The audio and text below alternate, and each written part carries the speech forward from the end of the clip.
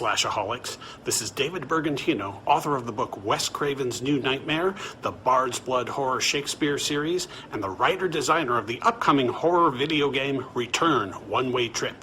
You're listening to the 80s slasher librarian's narration of my books in the Freddy Krueger's Tales of Terror series. Prepare to be scared. I'm a slash-a-holic, addicted to the fray. Narration so igniting, Josh keeps me up all night. Eyes and masks and pain, blood runs like the rain. Evil finds its way.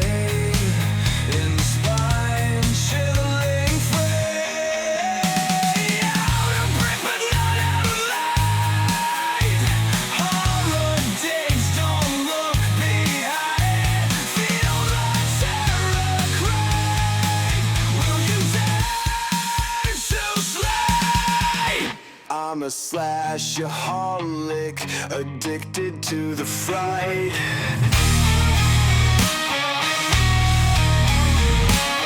Narration so hypnotic, Josh keeps me up all night.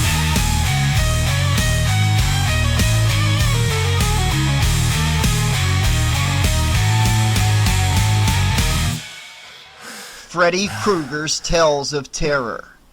Deadly Disguise by David Bergantino. Prologue. Do I hear someone tapping? As if someone gently rapping at my boiler room door. Why, it's all my boys and girls, all dressed in Halloween costumes. Ah, Halloween, my favorite time of year, and overall, a great day to be dead. Let's see what you've all come as this year. I see a witch. Hideous. There's a vampire. Horrific. A zombie. Terrifying. And what are you supposed to be? What's that? Snuggles the fabric softener bear? Now I'm really scared.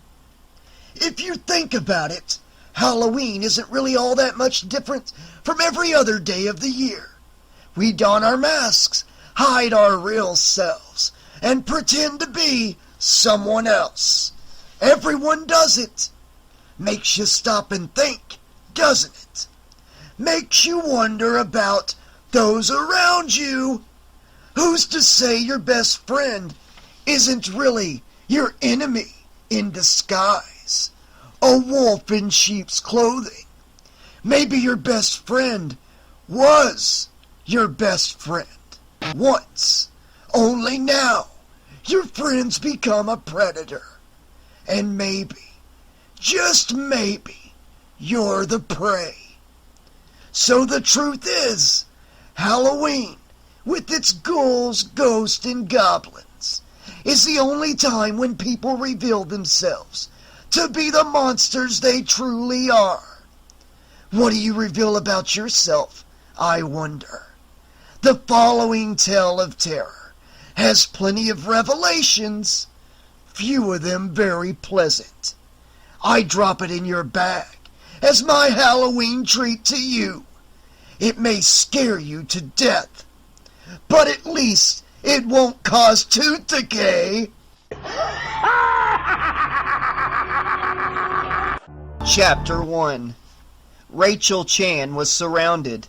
To her left stood a werewolf and a ghost. To her right, a male and female vampire toasted each other with goblets filled with dark red liquid. Nearby, a putrescent zombie stared hungrily at a voodoo priestess wearing a necklace of shrunken heads. What are they supposed to be? Rachel asked Clyde Barrow, the notorious gangster.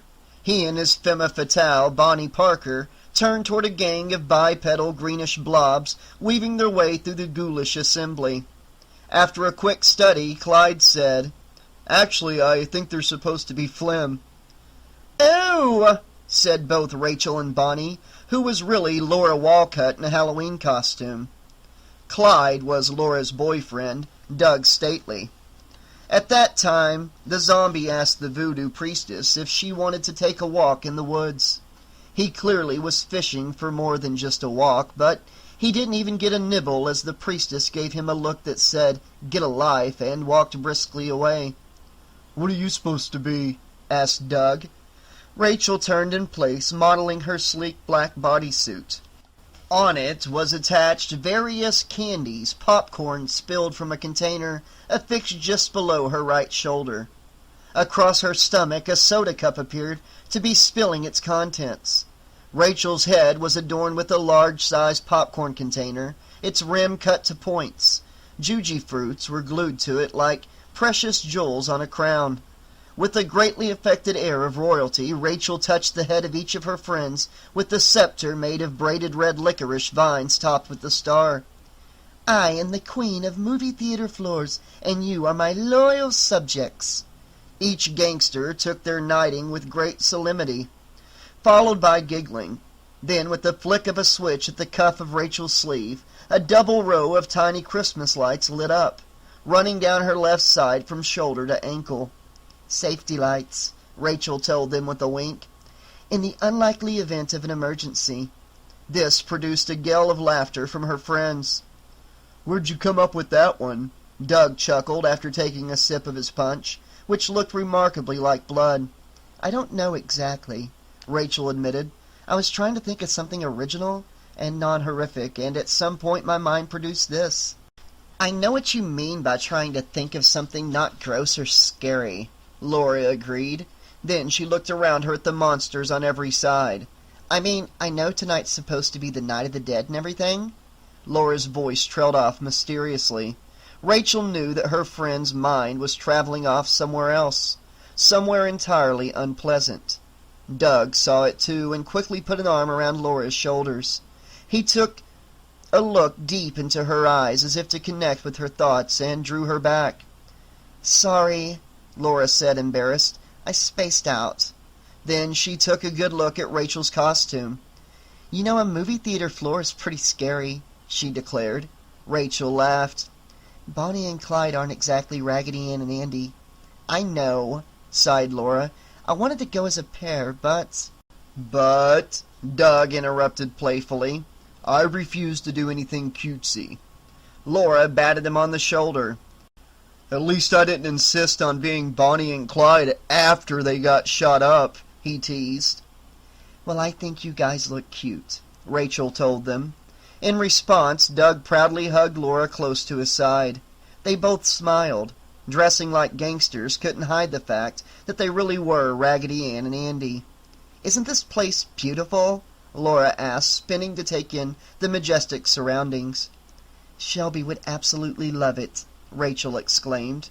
The words spilled from her mouth so quickly they created a vacuum which instantly sucked her foot into her mouth. Laura exchanged a pained glance with Doug.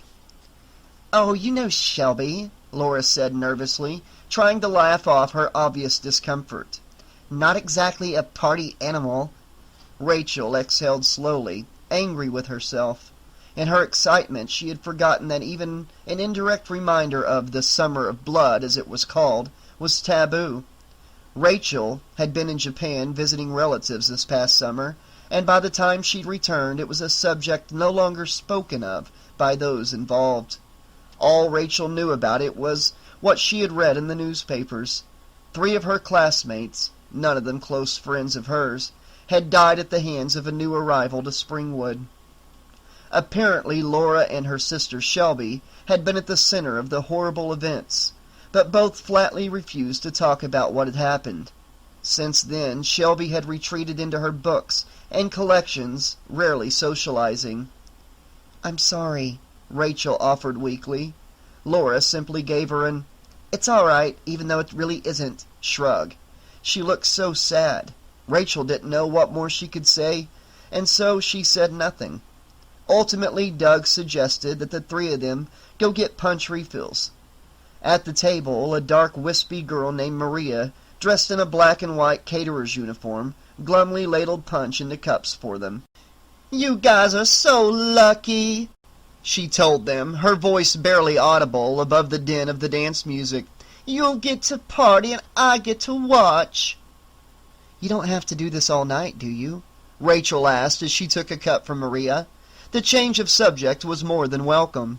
No, Maria whined hopelessly, handing cups to Laura and Doug. But we don't get off until midnight, and I want to party now. Doug snickered at Maria's penchant for melodrama. It was the reason why watching her in drama class productions was so painfully amusing. Why are you working then? I thought it would get me behind the scenes. She gestured broadly and emphatically, trying hard to evoke deep sympathy. It's only gotten me behind this stupid table. To conclude her performance, she wrapped her arms around herself and looked wounded. You're such a nut, Doug joked. Maria only glared back at him. Just then a bone-thin guy with the nervous manner of a hummingbird butted into the conversation. Hey, y'all, what's the commotion? He was slick and cheerful, and no one liked him. Just getting some punch, Doug said coldly, turning back to Laura.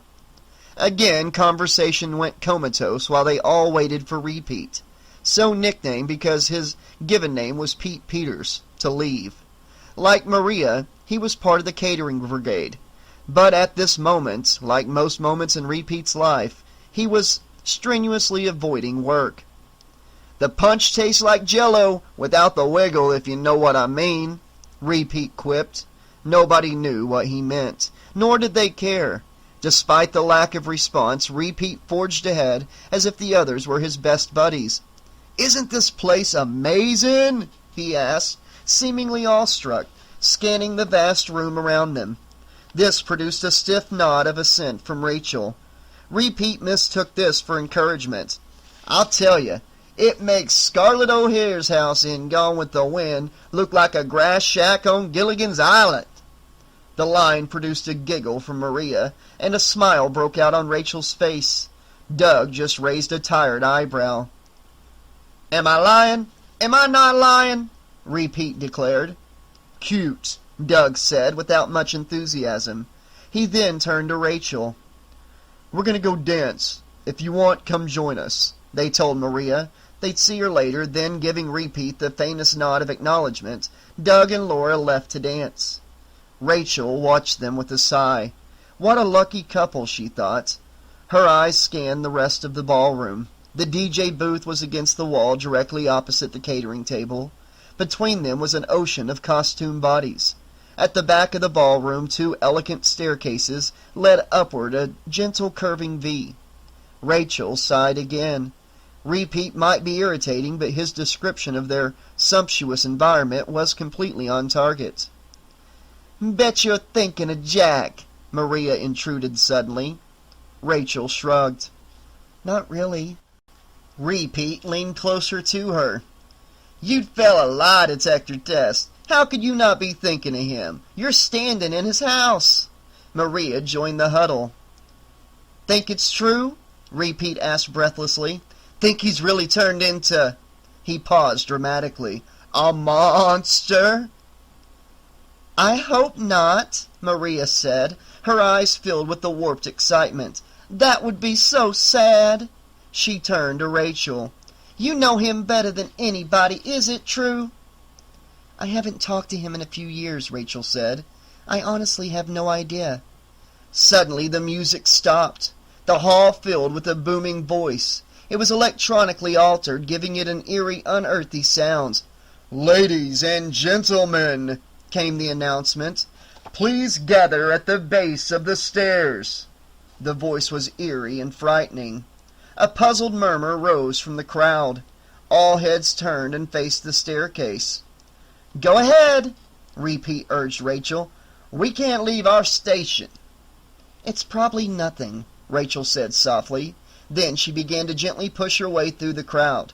The lights in the ballroom dimmed as 2 spotlights focused on the landing of the right staircase.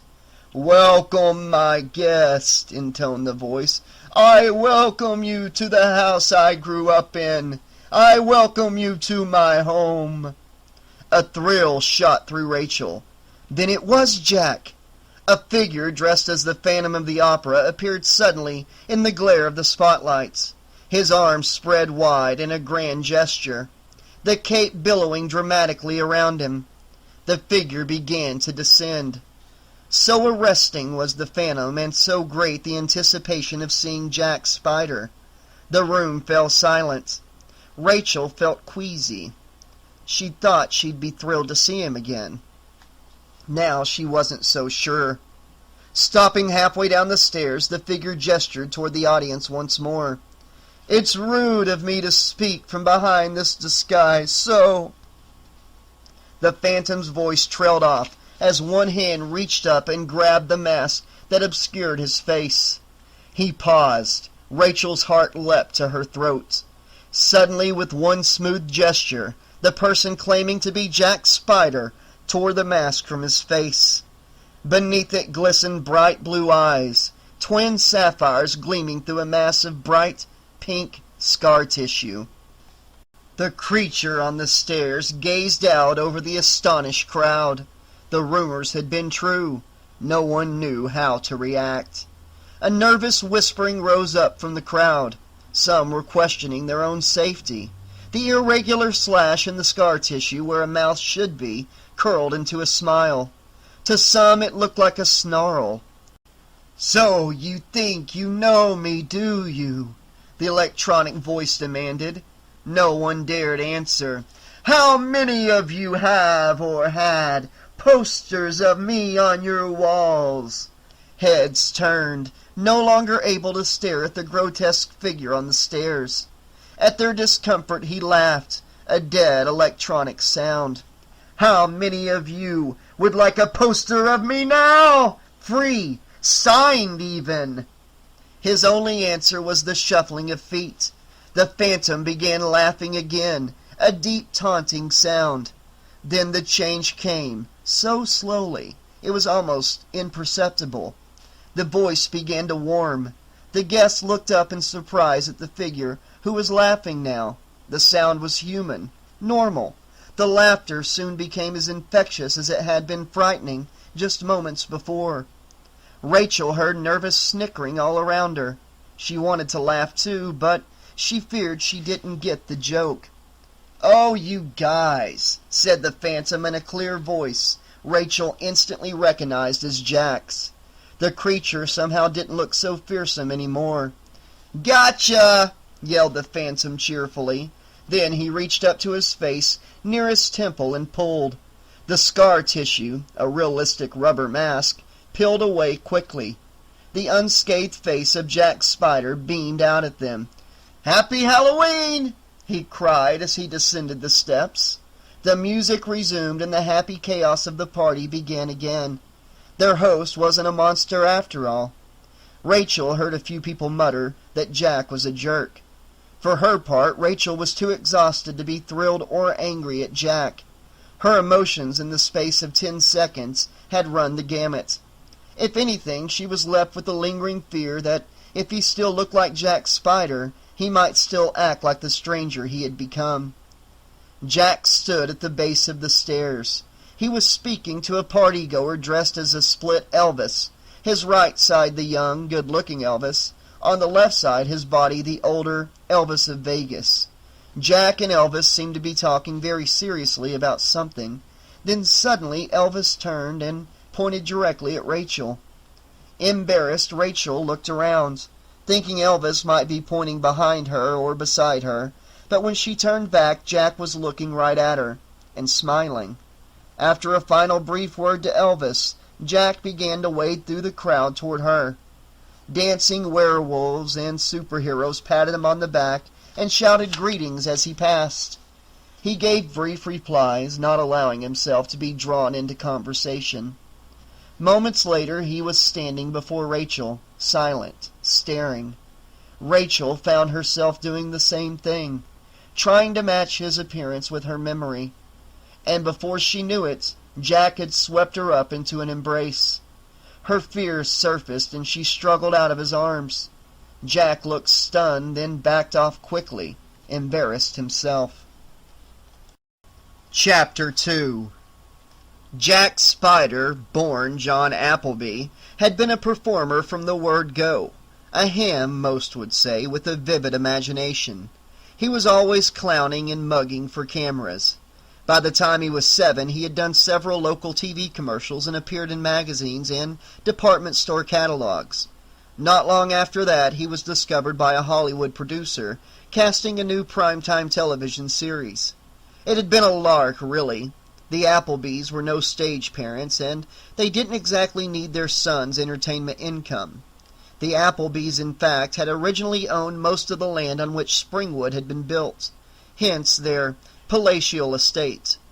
But they were down-home people despite it all, and when their only child John was offered a role in the new sitcom, they allowed him to accept for one reason. Show business sounded like a lot of fun. So gung-ho were they that the family moved, retaining their local holdings, straight out to Los Angeles a month later. The show was called Nut House, and John was cast as Johnny Nutt, middle son in the Nutt family. The producer was convinced that Johnny was going to be big, but he complained Johnny Appleby was no name for a destiny chaser. After much debate, the cute young Midwestern boy was transformed into Jack Spyder, teen idol in training. It wasn't long before Jack Spyder had melted the hearts of all the prepubescent girls in the country, and won their parents over as well. Nut House vaulted to the top of the ratings charts almost overnight, and while the actor portraying the Nut Clan patriarch, a fading former box office draw, was the nominal star of the series, it was Jack Spyder who captured the imagination of his audience. During his first few years away, John called and visited frequently.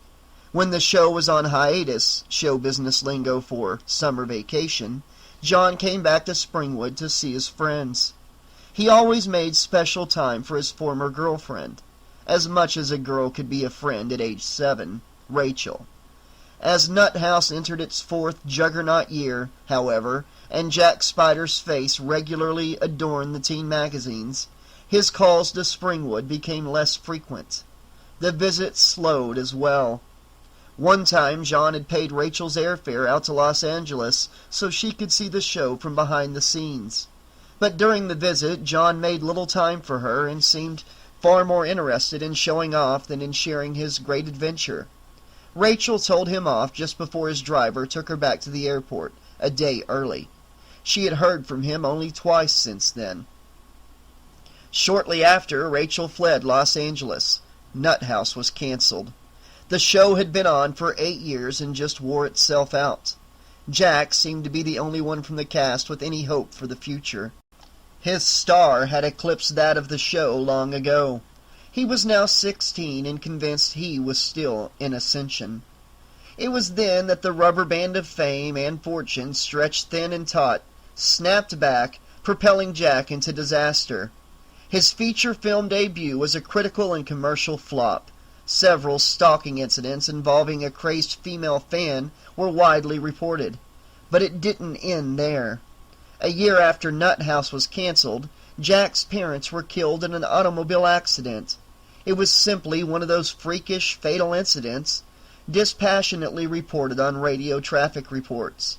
Fatal 2-car collision on the 405, slow going through the Wilshire corridor. Use side streets to avoid the snarl caused by rubberneckers at the scene. And then the tabloids rubbernecked as Jack Spyder experienced an emotional collapse. He dropped out of sight. 6 months later, Jack emerged, miraculously recovered. But film and television deals never rematerialized. When push came to shove, the studios felt uneasy investing in a star they felt might become a liability. Newer, younger, fresher, simply other teen actors were around to fill his shoes anyhow. So Jack was shoved out once more. Then came the fire.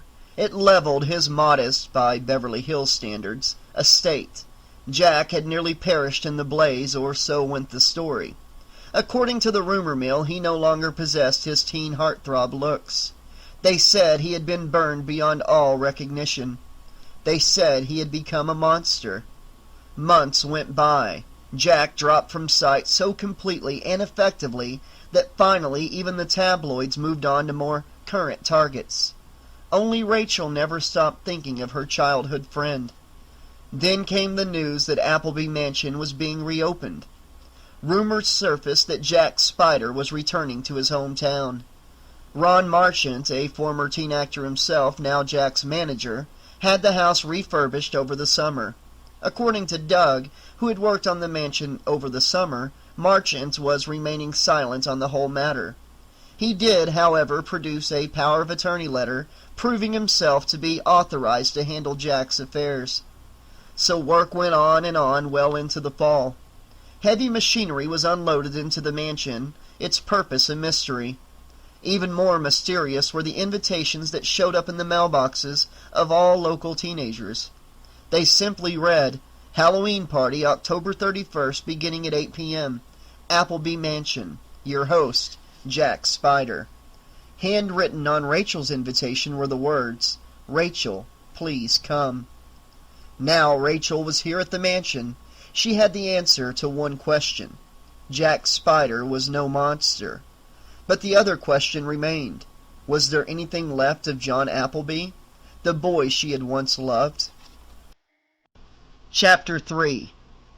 I'm sorry I haven't even said a proper hello yet. Jack Spyder looked to the floor, and for a moment he was 8 again. John Appleby had returned to her. But Rachel wouldn't let herself give in that quickly. You've been out of touch the last few years, Rachel told him, a little more coldly than she intended. Jack studied her, obviously not sure what to say next. You may not believe me, he began, but I have missed you. Rachel could see he was torn up inside, but he had a lot of explaining to do before things would be all right. She gave him a skeptical look and waited for him to go on. I know you're mad. I wasn't myself that time in L.A. Who were you then? Rachel asked. And who are you now? The question brought a painful smile to Jack's face. Jack Spyder? John Appleby? Heck, I could change my name to Godzilla, but that wouldn't change anything. You know, a rose by any other name. He cocked his head to one side. Only, I haven't been smelling so sweet for a long time.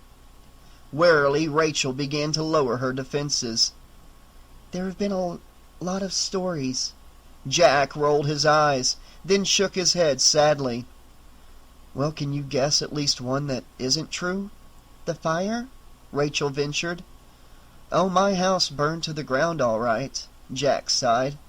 Luckily, I wasn't in at the time. And the other?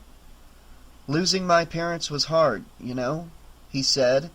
No matter what you think of me, I would have been much worse off if they hadn't been there for me. They always brought me back to earth whenever I was flying too high. Without them... His voice trailed off, trembling. Rachel put a hand on his shoulder. I never told you how sorry I was about your parents, she said softly. He looked into her eyes and smiled. That's because I shut out everything that meant the most to me. But that's not going to happen again. Life seemed to flow back into him. He gestured to the throng surrounding him. That's what this is all about. I'm back. Who's back? Rachel asked cautiously. John Appleby or Jack Spyder. At that time, Jack laughed. Weren't you listening? It doesn't matter. Call me John if you want. But I'm back. To emphasize his point, he lightly pounded his fist on his chest. He seemed invigorated. I've moved back to Springwood. Are you finished with acting for good? Rachel asked, seeing he was serious. Jack shrugged. Never say never, you know, but it's not like I'm hurting for money. I might as well make me and maybe some people around me happy for once. Rachel allowed Jack to take her hands in his. And I especially want to make you happy. If I haven't permanently blown it. An hour ago, I would have said you had, Rachel told him. The words obviously stung, but Jack seemed ready to take what he had coming. But that was an hour ago, she smiled. I'm glad you're back. Be you, John or Jack. Jack grinned, delighted by her rhyme, and his second chance. He lightly kissed her fingertips, then pulled her into another hug. This time Rachel welcomed his embrace. "I'm so happy," he whispered in her ear. "Coming back was the right thing to do." "I hope you're right," Rachel said, suddenly serious. "You're not the only one who has changed. This whole town is different. Well, from when you were 8. "What are you trying to do? Rain on my parade?" Jack teased. "No, it's just that you seem so completely optimistic," Rachel explained. "I just don't want to see you be disappointed, or worse." "Oh, come on. What could be worse than what I've been going through?" He seemed to be daring Rachel to answer his question. She considered telling him the mortality rate for teenagers in Springwood, but that was too heavy, even for Halloween. Instead, she decided to give him one concrete example. She pointed through the crowd. Near the DJ's table stood 2 people, one in green tights, the other sporting a coonskin cap. "See them?" she asked. Jack nodded. "Daniel Boone there is Todd Winkle, and Robin Hood is Van McBride." "Todd and Van!" Jack exclaimed. "I remember them as pretty wild kids. I'll have to talk to them." "Actually, you'll want to frisk them first. They've become major hoodlums." Jack shook off her comment. "Well, I'll figure it all out eventually. For tonight, I'm worried about only one thing." "Which is?" "Tabloids," he said, his eyes darting left and right furtively. "At least one of them has probably got someone working the party tonight." "I haven't seen anyone who looks even remotely like a reporter," Rachel said, as she looked around at all the costumed guests and realized how ridiculous her comment had sounded. "They may have paid someone, to get the scoop on me." He peered deep into her eyes. "For all I know, the mole could be you." "Not a chance," Rachel said, laughing. "Anyway, what are you worried about? Don't they say that there's no such thing as bad publicity?" "Ask Exxon about that one," Jack replied wryly. "It's not so much what the tabloids say that bothers me. It's the invasion of privacy. Especially tonight. This isn't about show business or publicity. I just want to be a regular teenager throwing a party." "Throwing a party in a huge mansion owned by a teenager of vast wealth," Rachel pointed out. "Okay, so maybe I can't ever go back to being a normal teenager," Jack agreed. "But it's Halloween, and I can pretend to be whoever I want." Rachel giggled at his fake insolence. "Okay, enough with the serious talk." Jack took her by the hand and started dragging her toward the staircase. "I have to introduce you to my best friend, Ron Marchant." "I've heard his name." "Yeah, he's been taking care of things for me. He's also my manager. It was his idea to come back and rebuild. I couldn't have made it without him. I think you two will be great friends, too. I've told him all about you." They stopped at the bottom of the stairs and stood there before the split Elvis. "Ron, this is Rachel." Ron lit up at the mention of Rachel's name. "It's not just excellent to meet you, Rachel," he said, offering his hand. "It's way excellent." "Glad to meet you, too," Rachel said, shaking hands. His touch felt clammy. "Jack tells me he depends on you a lot." Ron shrugged humbly. His eyes seemed lifeless, contradicting the spirit of his voice. Something felt wrong. "Your costume's wonderful," Ron told her. "I'm glad you like it," Rachel said. "I thought people would think it was lame." "Not at all," Ron assured her. She glanced at Jack, who was smiling, happy that his 2 friends were hitting it off so well. "How do you like Springwood?"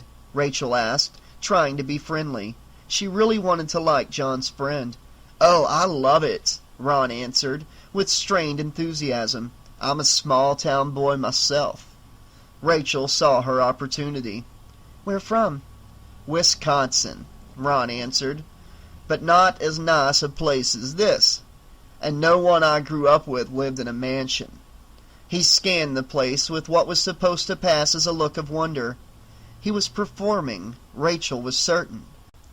But for whose benefit? "I love old houses, and this one is practically ancient." He pointed up at the hurricane lamp fixtures on the ballroom walls. See those? Original from the time of gas lamps. The house is full of them. A flicker of sincerity sparkled in his eyes. In fact, the original gas lines are still in place behind the walls. Yeah, groaned Jack. Get over it, man, Ron scolded, as if for the umpteenth time. What? Rachel asked, when it appeared no explanation was forthcoming. Ron turned to Jack for permission to speak, and Jack nodded solemnly. Jack overreacts sometimes, Ron told her. Late this summer, when the house was being worked on, some idiot opened a valve in the basement. He thought it was for water. Instead, it was the old gas line valve. The whole place was flooded with fumes in less than an hour. He spoke as if he were telling a joke. Rachel couldn't believe it. Did anybody get hurt? Despite Ron's attitude, the situation sounded serious. Nah, and that's what I kept telling Jack here. Several people were overcome by the fumes, corrected Jack. And you could have been killed, buddy. But I wasn't, Ron shot back. Neither was anyone else. We all got over it. So should you. Ron turned to Rachel and with a bright smile spoke as if Jack wasn't there. You see what I'm dealing with here? Jack narrowed his eyes and growled at Ron, who just smiled placidly in return. Just then a piercing shriek broke through the wall of music. All heads turned toward the ballroom entrance. There, a girl dressed in a large hoop skirt struggled with two large men. A swift kick in the groin felled one of her attackers. Jack, help! Her cry was cut short as the remaining attacker clamped one huge hand over her mouth, wrapped a gargantuan arm around her, and dragged her roughly from the doorway and out of sight. Chapter 4. Oh no, Jack muttered. Then to Ron he barked. Come on! The two men ran toward the ballroom entrance. Rachel followed as quickly as she could. In the outer entrance, the fallen giant sat on the floor against a wall, his knees drawn to his chest. His breath came in pained gasps. You okay, Larry? Jack asked, kneeling down beside him as Ron kept running. Just dandy, he groaned. Jack frowned and rose. He barely spared Rachel a glance as he sped down the hall. The enormous man, each arm the diameter of Rachel's waist, began to stretch out his legs. That's when she noticed the word written on his blue t-shirt, security. Seeing that, Rachel ran to join Jack and Ron. Around the corner, the girl in the hoop dress sat awkwardly in a chair. Her arms and legs were crossed insolently. She seemed to be ignoring Jack, who was speaking to her angrily. Ron stood by, ready to mediate. The second giant, also part of security, stood nearby, waiting for trouble. Answer me! Jack yelled at the girl in the chair. What's going on? Rachel asked, gently touching Jack's shoulder to get his attention. At the sound of her voice, the girl in the chair leapt to her feet. The security giant flinched, but stopped short of tackling the girl when she remained where she stood. The girl gave him a withering look, then turned back to Rachel. And who are you? She asked with a wicked smile. I'm Rachel, she answered hesitantly, glancing at Jack. Vanessa? Jack warned the girl. Oh, yes, Jack, the girl gushed. Please, introduce us. Without giving him the opportunity, she stepped forward and held out her hand. Oh, I'll do it. I'm Vanessa Shamera. Happy to meet you. Rachel shook hands with Vanessa reluctantly. Obviously, Jack knew who she was and didn't like her. Her manner was so forceful it threw Rachel off balance. Only Ron seemed unshaken by her. You're not supposed to be here, Vanessa. Jack's voice was filled with pent-up rage. Vanessa just laughed it off, then she fixed him with a steely gaze.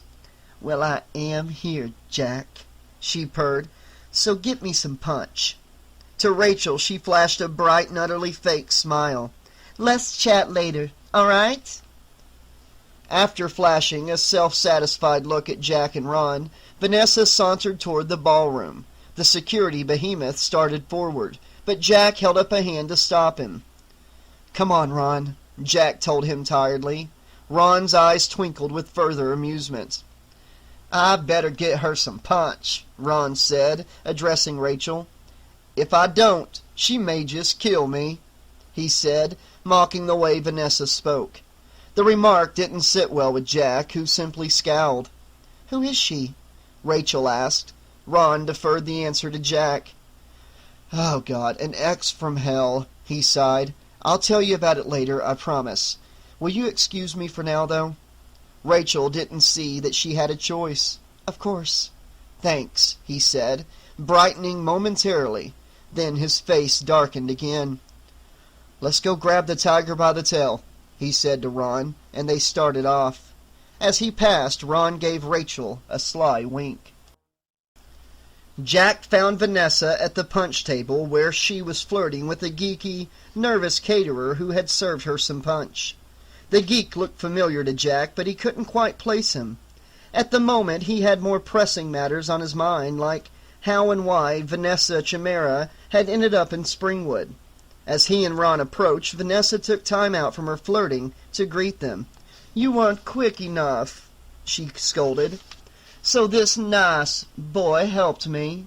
The caterer failed to realize how condescending Vanessa was being toward him. Instead, he seemed awestruck by her presence, and Vanessa's reference to him gave him an exciting opportunity to introduce himself to his host.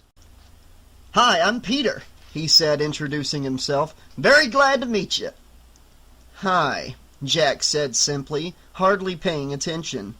"Wow," Peter gushed. "Meeting two big stars? I mean, obviously, since this is your house, you might be here, you know. But Vanessa Chimera, too?" Ron cleared his throat. "I've done some television work as well," he interjected stiffly. "Whoa, cool!" Peter said, suddenly uncomfortable. He recovered with, "But Vanessa Chimera? Man, look at her!" Vanessa was eating up the adoration. "Meeting her is a bigger bonus than the sneaker phone that comes with the magazine subscription. Totally." "This guy's running at the mouth," Jack thought to himself. People like that really got to Jack, and Vanessa knew it. She had a knack for picking those people out, and the habit of throwing them at Jack. Well, he wasn't going to let her get to him tonight. It was his night, and he wouldn't let her ruin it. "Well, after you're off work, I hope you'll stay," Jack told him, parrying Vanessa's thrust. She smiled, knowing the game was on, and that her pawn would make the next move for her. "Listen, Jack," Peter paused a second, panic in his eyes. "I hope I can call you that." Jack nodded. Peter relaxed and pulled over an olive-skinned female co-worker. "Repeat!" the co-worker screeched as she spilled the punch she had been serving to someone. Repeat. The name struck a chord somewhere in Jack's brain. It was a sinister, minor chord, but he couldn't identify it. Maybe later, he thought. When I have some room to think, it'll come to me. Peter pushed the girl toward Jack. She resisted, very bashful. "This is Maria," Peter said. "She's a huge, huge fan, but she's too shy to introduce herself." Jack looked at the girl, who was standing too close for comfort. She was pretty, Jack thought, and she had a Major Jones for him, he could tell. Another occupational hazard, meeting people who developed crushes on you. Or at least on who they thought you were, Jack corrected himself. Another reason he had kept out of the limelight since the fire. Too many demands by people with the wrong ideas. "Hi," said Maria, her face flushing deeply. Jack saw out of the corner of his eye that Vanessa was studying him. She expected him to break now. She would be disappointed. "I'm glad you're here," Jack told Maria, with all the sincerity he could muster. At least Maria was pretty. Not my type, he thought, but a looker even so. "You'll stay later, too, won't you?" Maria looked like she had just been asked to sit at the round table. "I'd be honored," she said, wide-eyed. "Why, thank you." Her behavior unsettled Jack a bit. People who formed attachments as quickly as Maria made him nervous. If unrealistic expectations weren't met, things could turn very sour quickly. That had occurred once already with the obsessed fan in L.A. Several times she had managed to enter his house. One time he had arrived home to find her cooking dinner for him. Despite the psychiatric evaluations and the restraining orders, the woman kept returning. He needed her, she claimed. Jack had tried to be understanding through the whole ordeal, but finally, when he came home to find her soaking in a luxurious bubble bath, his frustration got the best of him. His words to her that time were relentlessly cruel. Finally, she took his rejection to heart, calling him a horrible person, in between expletives. That was the good news. The bad news was that his house was burned to the ground less than a month later. The fan's involvement was never proved, but Jack knew in his heart that she was responsible. The loss of his house, on the heels of so much else, almost caused him to crack up. But with the help of his friends, primarily Ron, he had come through that episode in one piece. It was Ron who had suggested using the fire as an excuse to lie low, regroup, then emerge more powerful than ever. "You'll be the phoenix rising," Ron had told him. Now here he was in his hometown, dealing with infatuated fans once again. "Hey, can I get a picture with you?" Repeat asked, holding up a camera. I don't want to impose. I know it's your party and all, but man, when am I going to get this chance again, you know? Jack was about to refuse. Then he saw Vanessa's face. She knew he had reached his limit and was waiting for a chance to gloat. Smiling, he pulled Vanessa swiftly to his side. "Might as well get one with all of us," he said. Vanessa was about to protest, then saw that she would be the loser if she did. Historically, Vanessa hated photo ops even more than Jack. Her plan had backfired, and they both knew it. "Ron, why don't you get in here too?" Then, with evil glee, he told Repeat, "Tell you what, bud, you stand between me and Vanessa with your arms around us both." Repeat looked thrilled. Vanessa trumped, scowled at Jack. Would you take the picture?" Repeat asked Maria. "Sure," she said softly. As the others got into position, she pointed the camera. She counted off. 1, 2, 3. Everyone smiled, and they held their breath. But instead of taking the picture, Maria lowered the camera. "Isn't it advanced?" Repeat asked. "Oh, no, it's fine," Maria said. "I was just wondering if, I could get a picture with me next." She looked at Jack with hungry eyes. Ridding the wave of his victory over Vanessa's attempt to embarrass him, Jack agreed instantly. Maria gave a grateful smile and lifted the camera once more. 1, 2, 3. This time her finger pressed down, and the camera gave a satisfying click. "Here, I'll take your picture," Repeat said quickly. Vanessa turned quickly away. "I want to go dance now," she said. She was declaring an end to the contest of wills. "Well, I want you to leave," Jack said, mimicking her. "I didn't invite you here." Vanessa turned on him instantly. "You didn't even have the decency to tell me where you were," she snarled. "No one walks out on me." "Well, you better get used to it, Vanessa," replied Jack, taking a step toward her. Vanessa stood her ground, defiant. "With your cuddly personality, I see a whole slew of people walking out on you. If they're stupid enough to let you get that close in the first place." As the argument gathered momentum, Maria and Repeat watched, completely forgotten. "You was stupid enough," Vanessa spat back. "Yes, but I wised up. We broke up weeks ago. Get it through your skull and get out of here." "Are you going to kick me out?" She was in his face, seriously challenging him this time. "Not your hired goons, but you? If you have the guts to throw me out of here personally, I'll go." Jack locked eyes with Vanessa, trembling with rage. He grabbed her by the wrists, tightly. He was on the verge of yanking her off her feet and dragging her to the nearest exit. Then he'd be rid of her. Vanessa, trying not to wince at the pain, looked down, then slowly she raised her head, seething with fury. In a low voice she spoke slowly, enunciating with precision. I will scream so loud. They locked gazes again. Then the moment of danger passed and Jack released her. He had come so close. Looking hard at his watch, he said to Ron, "I have to get the haunted mansion going." With a disgusted look at Vanessa, he added, "Deal with her, please. I just can't." Spinning on his heels, he walked away. Repeat and Maria, back to serving punch, watched Jack plunge into the crowd. Maria appeared shell-shocked by the scene they had witnessed. "Guess all the action's over, huh?" Repeat asked with a chummy, nasty smile.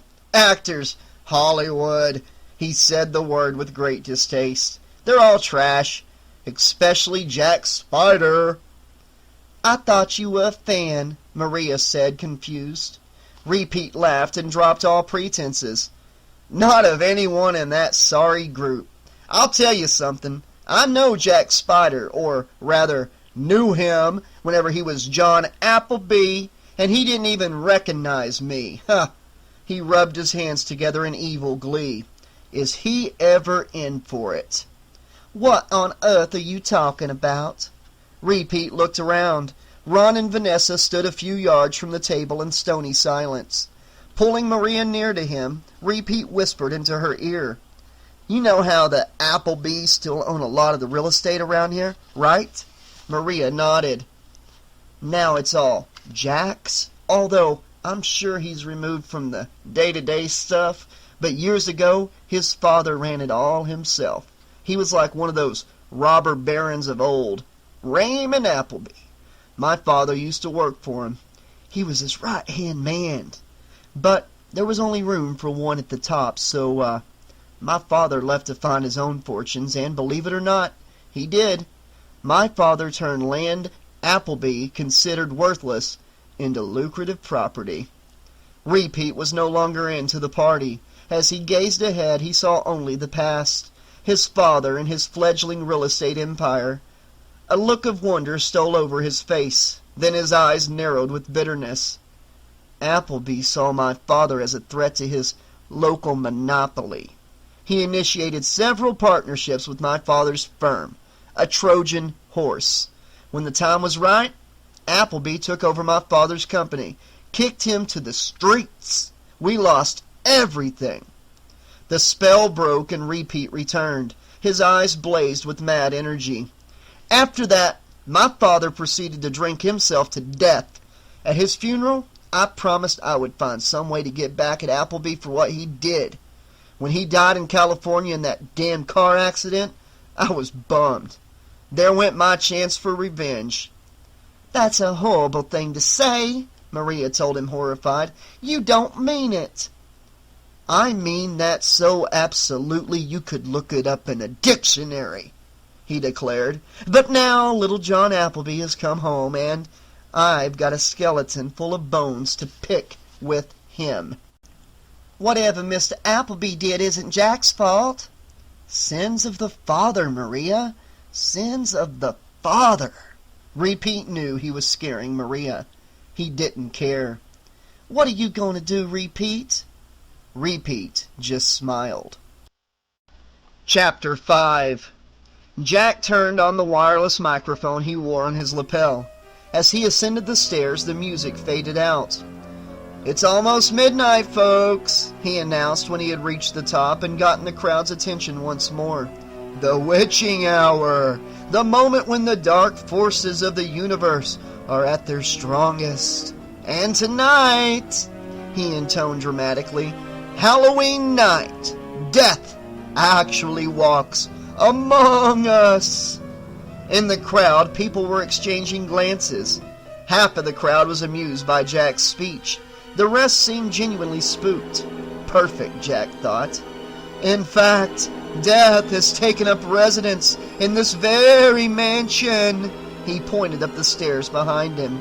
He's remodeled a few of the rooms. They have become Death's guest quarters.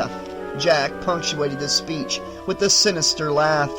"Ladies and gentlemen, if you'll walk up these stairs, you'll discover the joy and the horror of the Haunted Mansion. The landing at the top of the right staircase lit up. Immediately, a thick carpet of fog rolled down the stairs. The effect was eerie and impressive. The crowd needed no further encouragement. The revelers swarmed up the stairway, eager to see what surprises their wealthy and inventive host had in store for them. As the first guest approached the foggy doorway, Jack pushed his way down the stairs and found Rachel. "Wow, what do you have up there?" Jack just smiled. "Oh, you'll find out soon enough." He glanced up the stairs expectantly. Moments later, he heard what he was waiting for. Screams floating down from the floor above. At the refreshment table, Vanessa stood beside Ron, scowling. "Look at them, excited over a fun house," she sneered. "Toto, you little mongrel, we are back in Kansas." "Why so grumpy, Vanessa?" Ron asked her. "Things are going great. Your entrance couldn't have been more perfect." "I suppose," Vanessa replied skeptically as she smoothed her dress with her hands.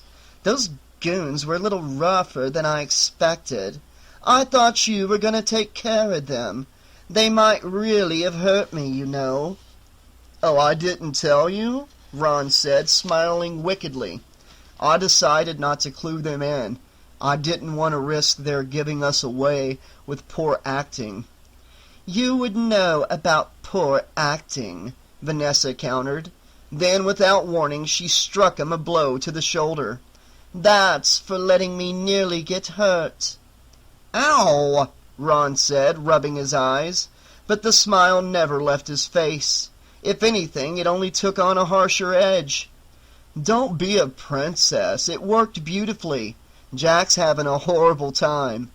Vanessa laughed with evil glee. "Yes, he is," she declared. "Did you see when I dared him to drag me out of here?" Ron nodded and smiled. "I was certain he was gonna lose it. It was in his eyes." "You should have seen your eyes, my dear. You were scared." The observation flustered Vanessa slightly. "Well, my dear, I do believe there was murder in Jack's eyes." Ron laughed. "Perfect." "Yes, perfect," Vanessa agreed. Jack Spyder was on the edge, and she had almost pushed him over. It wouldn't take much longer to finish the job. Then everything that was his would be hers. And Ron's, she thought dryly, for a little while. "Just as well Jack didn't crack right then and there," Ron told her. "The game would have been over before it began." "Before it began, my sweet. It all began when you burned down his house in Beverly Hills." Ron nodded in agreement. "Yeah, but I mean this round of the game. You only just got here. Would you want him breaking down in your first 5 minutes? I've taken you for more of a sportswoman than that." "Yes, I suppose you're right," answered Vanessa, considering the spirit of the matter. "I did come all this way." She shook her head sadly. "Poor Jack. What did he ever do to deserve what we're doing to him?" Ron appeared to concentrate very seriously for a moment. Then he just threw up his hands. "Not a darn thing," he answered, as if surprised to have come to that conclusion. "Maybe we should call this off." With a look of serious concern, he locked eyes with Vanessa. They almost seemed to share the worry that they were doing the wrong thing, but then Ron's lips began to tremble. Suddenly they both burst into gales of laughter. "Sorry," Ron said when he could finally speak again. Vanessa was wiping tears from her eyes. "I couldn't keep a straight face any longer. Can you imagine developing a conscience at this late date?" "I think not," Vanessa giggled. Then she searched the crowd. "Where is Jack?" Ron picked him out easily. "At the bottom of the stairs," he said, pointing. "With Rachel." "Oh, yes, that girl has old flame written all over her. But an idea sprang to mind. We'll have to find some way to work her into our plan. Set them against one another, you know, like they do on that show. We may not need to go that far, Ron reminded her, but we'll see. Why don't you go up to your room and change out of that costume? I might as well, she said, yawning suddenly. I hate wearing period clothes unless I'm getting paid. At minimum scale. At this, the evil smile blazed from Ron's face. When this little melodrama is over, honey, we'll both have made a lot more than scale. Vanessa's pupils practically turned into dollar signs. Yes, we will, she gushed. Then, with a quick look at the staircase, she found Jack and Rachel again. Their backs were to the refreshment table. Seeing it was safe, she threw her arms around Ron and gave him a long kiss. Thanks, he said softly. It has been a while, Vanessa purred. You've been back and forth between L.A. and this god-forsaken place forever, it seems. All for the greater good, Ron assured her. He then gave her a quick peck on the cheek.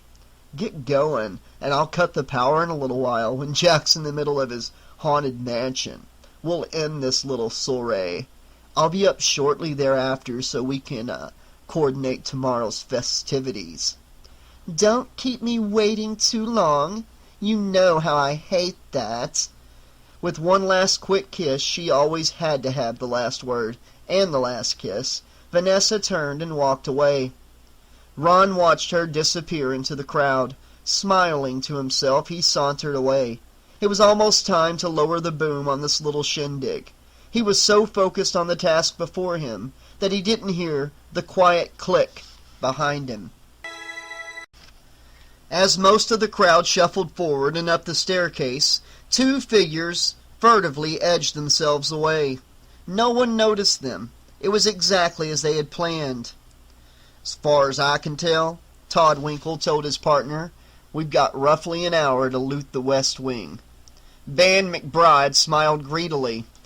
Just like Shop Till You Drop on TV. You watch shows like that? Todd asked in disbelief. You wuss. Shut up, Van whined defensively. Let's just get going, okay? Fine, wuss. Todd couldn't help adding. You got upstairs, I got down here. Meet you out by the car. Van gave him a thumbs up. And Van? Yeah? No screwing around, okay? Shut up, Van snapped, wounded by Todd's lack of faith. I never screw around. As Todd started down the long corridor, a floor below the festivities and on the opposite side of the house, he thought how easy this was going to be. Easiest take yet in their burglary career. That chump Jack had practically asked them to relieve him of a portion of his valuables. He'd even gone to the trouble of sending them party invitations. Now that, Todd thought, was asking for it. Not long ago they had been prodigies of Scrag Morton, acting as his advance team, his lookout, his accomplices, his alibi, and more. Scrag had taught them everything. Then, of course, Scrag's brain had ended up on the business end of his own jumper cables. For several months after Scrag's death, Todd and Van had laid low. Convinced their leader had been killed in revenge for some past crime, they felt certain they would be next. But no one came after them, and once they realized no one was going to come after them, they decided to go into business for themselves. Naturally, Todd ascended to Scrag's position of leadership. Van was too dim-witted for almost everything but taking strict orders and performing explicit tasks. At this he excelled, but he had one other talent, a gift, really, that served him well. Van was a human divining rod, always able to find the most valuable items in a home, no matter how well their owners hid them. Todd continued down the corridor, carefully opening each door he came to. As he expected, most of the rooms were empty. Some contained only a few pieces of furniture, sheet cover to protect them from dust while the house remained unoccupied. The sheets were white, giving the impression that this was not really furniture at all, but the ghost of furnishings past. The stale air combined with the eerie decor to send a chill through him. Before long, Todd could no longer hear any sounds from the ballroom. He felt as if he was on another planet. A creepy feeling shivered up his spine. Then he came to the room that made him smile. A bedroom filled with boxes, each box bearing a Los Angeles return address. "Bingo," he said out loud. Todd knew he had hit the jackpot. "I'm gonna know soon," he said, and the dead air of the room absorbed his voice like a thirsty sponge. He took a flashlight out of his pocket. Turning lights on was a no-no. He had figured out long ago. Pointing the beam of the maglite over the pile of boxes, Todd approached, ready to help himself to whatever he liked. Rachel and Jack stood before the curtain of fog that led to the so-called haunted mansion beyond. Since the first group had crossed the threshold, the screaming had not stopped. Now, ready to plunge into the dangerous unknown herself, Rachel could hear other sounds. The growls of feral beasts, the moans of the dead, the shriek of bats, all before a faint background of Elvis Presley music.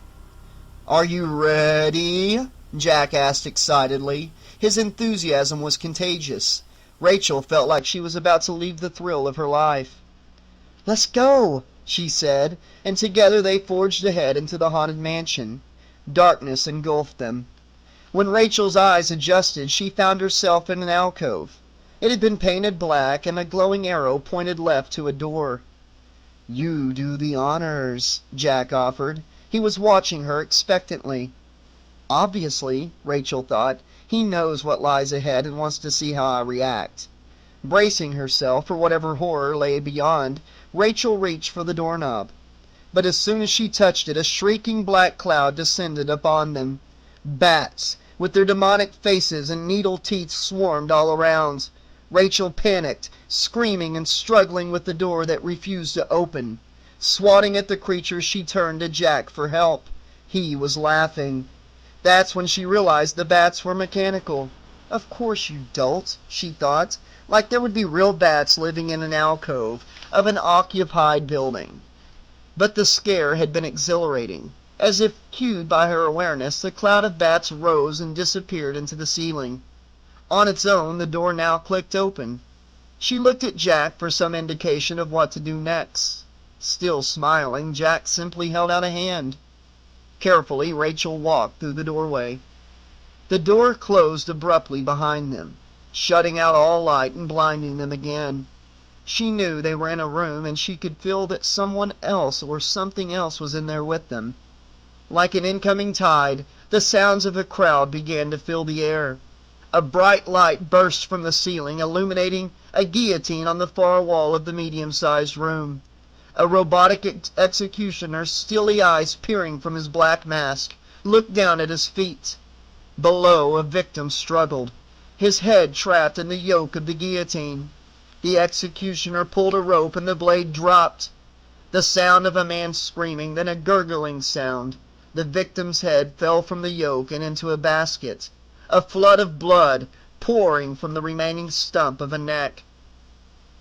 Rachel's screams blended with those of the imaginary crowd as she buried her face into Jack's chest. Instinctively, he encircled her with his arms. "It's over now, it's okay." He was trying to be soothing, but the amusement in his voice was unmistakable. "Come on, let's go." "This must have cost you a fortune," Rachel choked out. Looking up, she saw the light fading from the scene, until the room was black once more. "It did," Jack replied proudly. "But I can tell you it was worth it. I had the whole east wing reconfigured into a sort of a maze, and these scenes put in." "What about after Halloween is over?" Rachel wondered. "You've gone to a lot of trouble for just one day." Jack nodded lazily. "I don't know. Maybe I'll have tours. I'll figure something out." A light came up, pointing them in the direction of another door. Jack led the way this time. They didn't even make it to the door.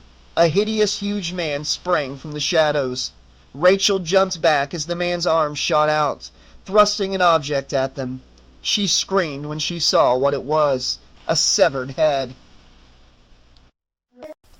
Chapter 6. The hoop skirt lay on the floor like a pile of shed lizard skin. Vanessa pulled on jeans and a fuzzy sweater. Her hair, which had been braided and piled on top of her head, now hung in silky strands around her neck. Slowly, methodically, Vanessa brushed her hair for maximum gloss, all the while staring blankly into a mirror. But her mind was not blank. It was registering how familiar the Appleby mansion felt, even though she had never been here before. She remembered a recent and recurring dream. In it, a tiny fairy promised her enormous riches if Vanessa could follow her. The fairy, a glowing ball of light, flitted all about, up and down, sometimes darting forward, then back, then retracting its path, and Vanessa followed. Their surroundings were pitch black and featureless save for invisible walls. Vanessa was certain that it was through the halls of this mansion that she had chased the fairy in her dream. No matter how high, how fast, or how erratically the fairy had moved, Vanessa had been able to keep up.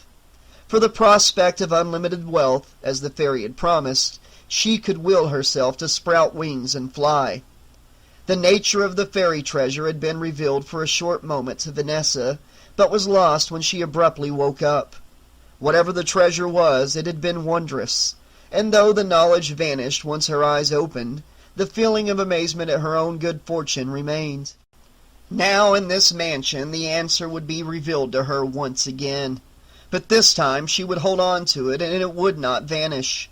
Screams wafted up from the floor below. Vanessa shivered. She wished all those guests would go away so that tomorrow would come. Tomorrow, she mused. Our plan begins. Emphasis on our plan, she pointed out to herself. After that, my plan kicks into gear. It was sad, Vanessa thought, because once she had truly loved Jack. But for the moment, Ron was the man with the plan, and Jack was the host who'd be toast. If only Jack hadn't started ignoring her after his parents had died. They had been happy before then. He had been generous with his affection and his money, especially his money. Then his parents had perished in some anonymous traffic accident, and Jack had turned inward.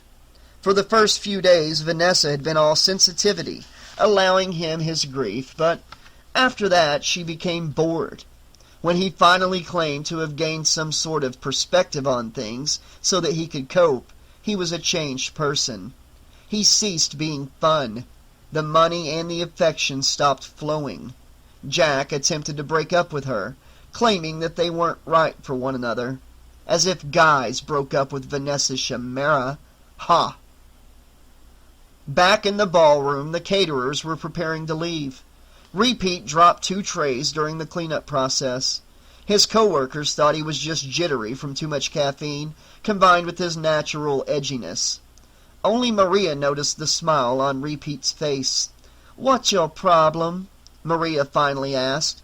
"Is your stupid idea of taking out all your frustrations on Jack making you nervous?" "You've got a huge crush on that imbecile, don't you?" Repeat charged. "You better not tell him any part of what I told you before." "I don't care to get involved," Maria said evenly, though in fact she had been keeping an eye on Repeat all evening. "I found something, okay?" Repeat whispered. "If I tell you, can you keep a secret? I mean a jumbo, elephant-sized blue whale looks like a guppy in comparison. Secret?" Maria immediately turned away. "I don't think I should hear it," she said nervously. Repeat laughed at her mousiness. He was certain she wouldn't turn him in. He had dreamed of her lately, and in the dreams he could talk a million miles an hour, and she would listen patiently. No matter what he said, she never judged or commented unfavorably, so he had a good feeling now about telling her what he had overheard. Even if what he revealed shocked her, she wouldn't blow his cover. "Come on," Repeat cajoled Maria. "If I don't spill my guts, I'll explode, and they'll be splattered all over the room anyway." "Ah, it's Halloween, Maria. I'm allowed to be gross." He was on a roll now, Things were working out much better than he had dreamed possible. Just listen to this. Out of his pocket, Repeat produced a micro-cassette recorder he had been carrying all night. He was on his second tape now, the one with the juicy information. Pressing play, he held the tiny speaker up to Maria's ear. At first she seemed annoyed at him. Then she realized whose voices she was hearing, and what they were saying. At the end, her mouth dropped open. "That can't be," she said. Repeat smiled like a cat who had just consumed the entire aviary. "That's what Ron and Vanessa was muttering about Jack after he left. You saw them kiss, so you know they weren't play-acting." "We have to find Jack," she said, her voice rising in panic. "Find him and warn him right away." She turned abruptly and started toward the stairs. Repeat reached out quickly to stop her. "No, no, no, no, no, no," Repeat scolded. "We can't do that." "He'll believe us," she insisted. "You have the tape." "Of course I do," Repeat said, though inside he felt very jumpy. Maybe he had made a mistake telling Maria. Time for some major damage control.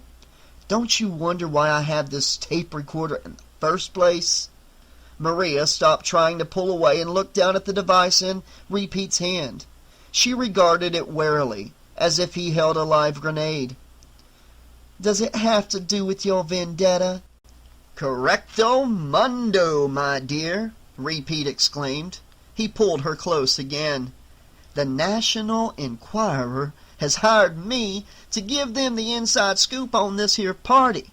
They're paying me $5,000. "Doesn't seem like much, does it?" Repeat allowed.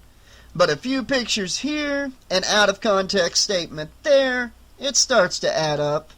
Mix in a generous dose of creative interpretation, and I've got a whiz-bang story that's going to knock old Jack here on his keister for good. Hollywood will never look at him again. And think how the local gentry will react to reports that, I don't know, an orgy took place here this evening, when the kids insisted it would be all good, clean fun." "He'd have nowhere to go," Maria realized.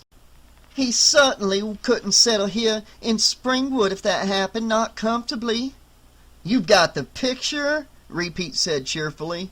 "And now with this real dirt, I can probably double my asking price, see?" He looked off into space again, the possibilities swimming before his eyes. Then it hit him. "Better yet, I'll sit on it. Wait till the whole thing comes down, then write a book about it. With my evidence, I'll be able to sell it for tons of money." Maria was speechless with shock, but Repeat didn't notice. He had come up with the perfect revenge. Jack would be destroyed, mentally as well as professionally, and he, Pete Peters, would profit from every bit of it. "You can't do that," Maria said, her voice taking on a surprisingly threatening tone. "I can't let you. I won't let you." Repeat was so surprised by her protest, he nearly believed her for a moment. Then he remembered who he was dealing with, the ineffectual drama queen of Springwood High. "Maria," he said almost casually, "you have to realize that there's nothing you can do now to prevent it. Who would believe you? And who really cares about Jack Spyder anyway, am I right? These kids?" he said, gesturing to the dwindling crowd. "They don't care. They're just trying to get a freebie. Jack himself probably wouldn't let you get anywhere near him. He got Ron to protect him from the riffraff." He then delivered the coup de grace. "Telling Ron or Miss Vanessa Snoot-Nose would be a very bad idea for both of us, don't you think? You don't want them to know that you know their dirty little secret. If they're not afraid to ruin a big, visible star like Jack Spyder, what do you think they do to little country bumpkin nobodies like us?" His argument seemed to be working. Maria stared at him, her eyes huge as the enormity of what he was suggesting soaked in. Maria seemed to agree that she was trapped by circumstance. She nodded slowly. "Okay," she said, almost shell-shocked. "I won't say anything." But Repeat wasn't convinced. You gotta promise me, girl." He drew Maria's gaze into his own. "If you promise me you won't say anything, I'll believe you. Then I won't have to be worried." By the look on Maria's face, Repeat didn't have to worry, but he just wanted to seal the deal anyway. Maria hesitated a moment, then her shoulders sagged. "Okay, I promise." To show he was a good sport, Repeat gave her a quick kiss on the forehead. "Don't worry, hon, it'll be all right. I'll even cut you in when the big bucks start raining down like ashes from Mount St. Helens." The offer failed to cheer Maria. Just as well, Repeat thought. I ain't sharing with no one nohow. "Looks like we're done," he said, surveying the area that neither of them had helped finish clearing. "You staying or going?" "I'd better go home," Maria sighed. "I couldn't stay here under the circumstances." "Good girl," Repeat told her. "Best not tempt yourself to cause trouble by hanging around. I'm going to head out to my car, then come back and see how the rest of this evening shakes out. See what shaking I can do myself," he added with an evil wink. Maria just shook her head sadly and walked away. A door creaked open in the west wing of the mansion. As soon as Todd shined in his flashlight, he knew he had struck pay dirt. The cone of light before him revealed a formal study. The smell of leather and wood was strong here. This was clearly a room left over from the days when the Appleby family had occupied the mansion. Under one large sheet stood a huge mahogany desk. No doubt old man Appleby had sat behind it, looking at a map of Springwood like he was the only king working a checkerboard. Slicing up the darkness with the flashlight, Todd found paintings, ceiling-high shelves of books, and most strikingly, an enormous stuffed polar bear he guessed must have been 12 feet tall. As he stared into the bear's snarling face, the door behind him creaked once more, then clicked softly closed. Todd spun quickly, his flashlight extended like a sword, but no one was there. He tried to hold himself together. After all, old houses played little tricks like that. At least that's what everyone said. Todd took a second look at the paintings. There was sure to be a safe hiding behind one of them. All the old libraries and studies had them. And who was to say the Applebys didn't leave a few thousand stashed away here? Maybe nobody had ever been informed about it. After all, the Applebys hadn't planned to die. Blinded by the prospect of riches, it never occurred to him that he had no idea how to crack a safe. He single-mindedly searched the room, oblivious of all else but his hunt for the safe. So he didn't feel the presence in the room with him, nor did he hear the footsteps behind him, and he didn't have a chance to scream as a hand clamped tightly over his mouth. Chapter 7. In the zombie room, Jack became distracted. He and Rachel had just entered, disturbing a group of mechanical zombies feeding on a fresh victim. When the zombies rose and began to amble in their direction, Rachel shrieked in fear and delight, tugging desperately on Jack's sleeve, trying to get him out of the room before they were eaten. But when she looked at his face, he seemed a million miles away. The zombies were advancing. In a panic, Rachel shouldered Jack into the next room, just in the nick of time. Jack turned to her surprised. She was about to ask him what was wrong, but then eerie music wafted out from the room's hidden speakers. A wolf howled in the distance. As the lights came up, they found themselves in a graveyard, ankle-deep in an evil mist. "Welcome!" A deep voice with the Hungarian accent greeted them. The voice seemed to come from everywhere. "You're just in time for dinner. My dinner." The room was then filled with sinister laughter. In the center of the room, a mausoleum became visible. A plaque on its face read Dracula. The rusty gate at its entrance shook. Something was trying to get out. Finally, the lock burst into dust and the gate began to swing open. From the darkness within, one clawed hand emerged and gripped the side of the entrance. On one finger was a ring with a single ebony stone. "Care to join me in an aperitif?" the voice asked seductively. care to be my aperitif? From the crypt emerged an elegantly dressed man wearing a cape. Its inner lining was a deep scarlet. The man smiled, revealing 2 sharp canine teeth. In anticipation of a feast, they started to drip blood. "Something's wrong," Jack said. "What's wrong?" asked Rachel, noticing the troubled look on Jack's face. Jack shook his head. "I've felt this since Vanessa arrived. Something or someone is not right here."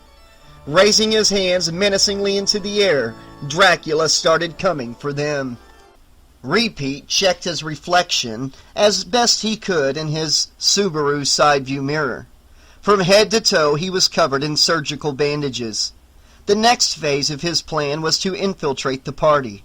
Dressed as a mummy, he would have free reign over the house. No one would have the slightest idea who he was. Perfect. He'd be indistinguishable from the other guests, and able to dig up plenty of dirt as he roamed the halls of Appleby Mansion. After making the face mask more secure, he grabbed the micro-cassette tape recorder from the front seat and gave himself a final once-over. "I'm Spider-Man," Repeat thought, "in costume, anonymous, and out to right wrongs.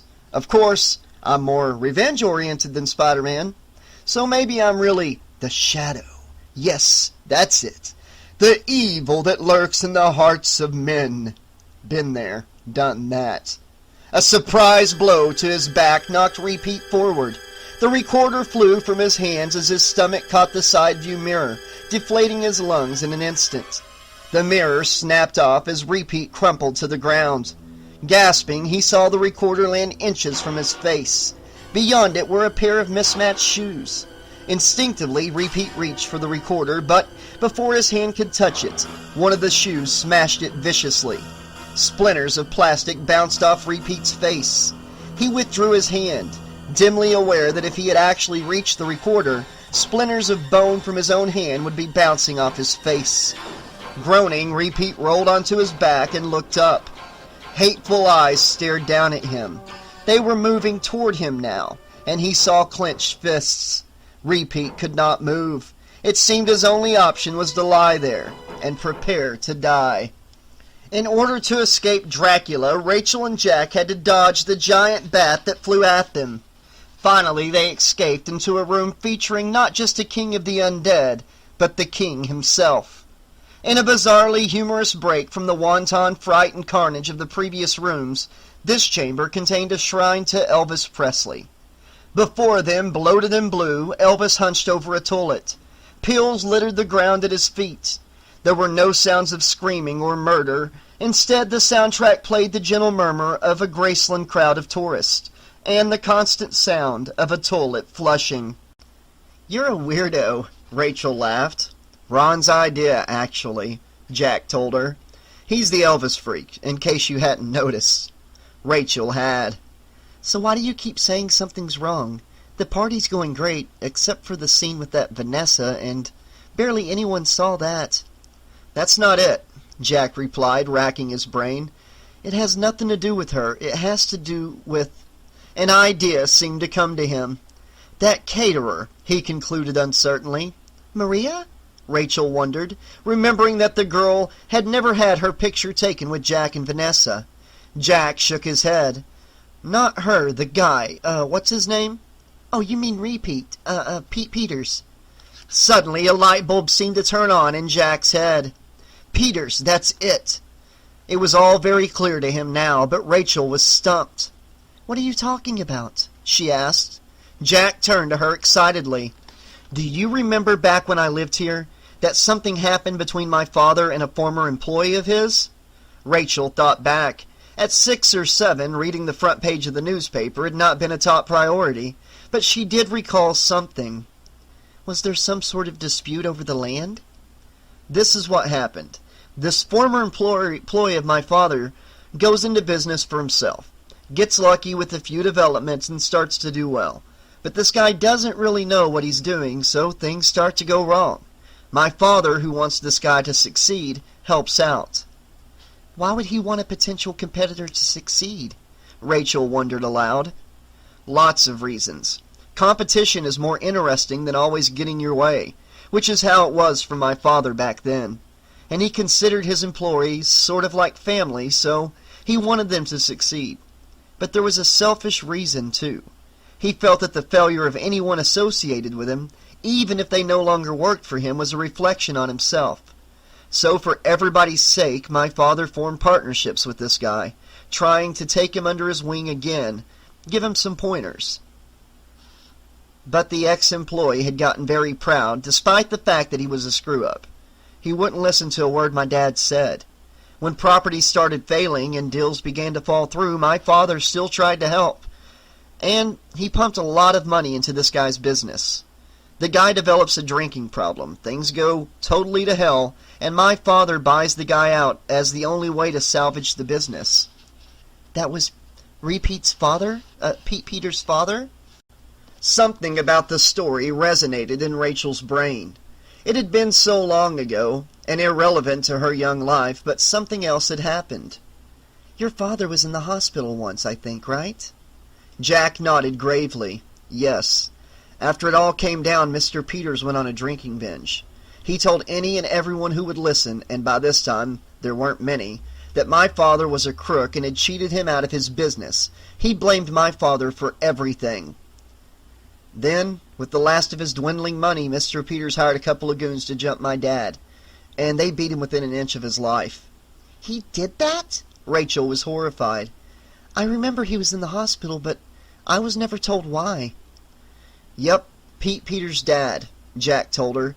But luckily, they were the best heavies Mr. Peters' money could buy, and he didn't have much money, so the thugs didn't do a very good job. My father didn't press charges, even though he could have very easily.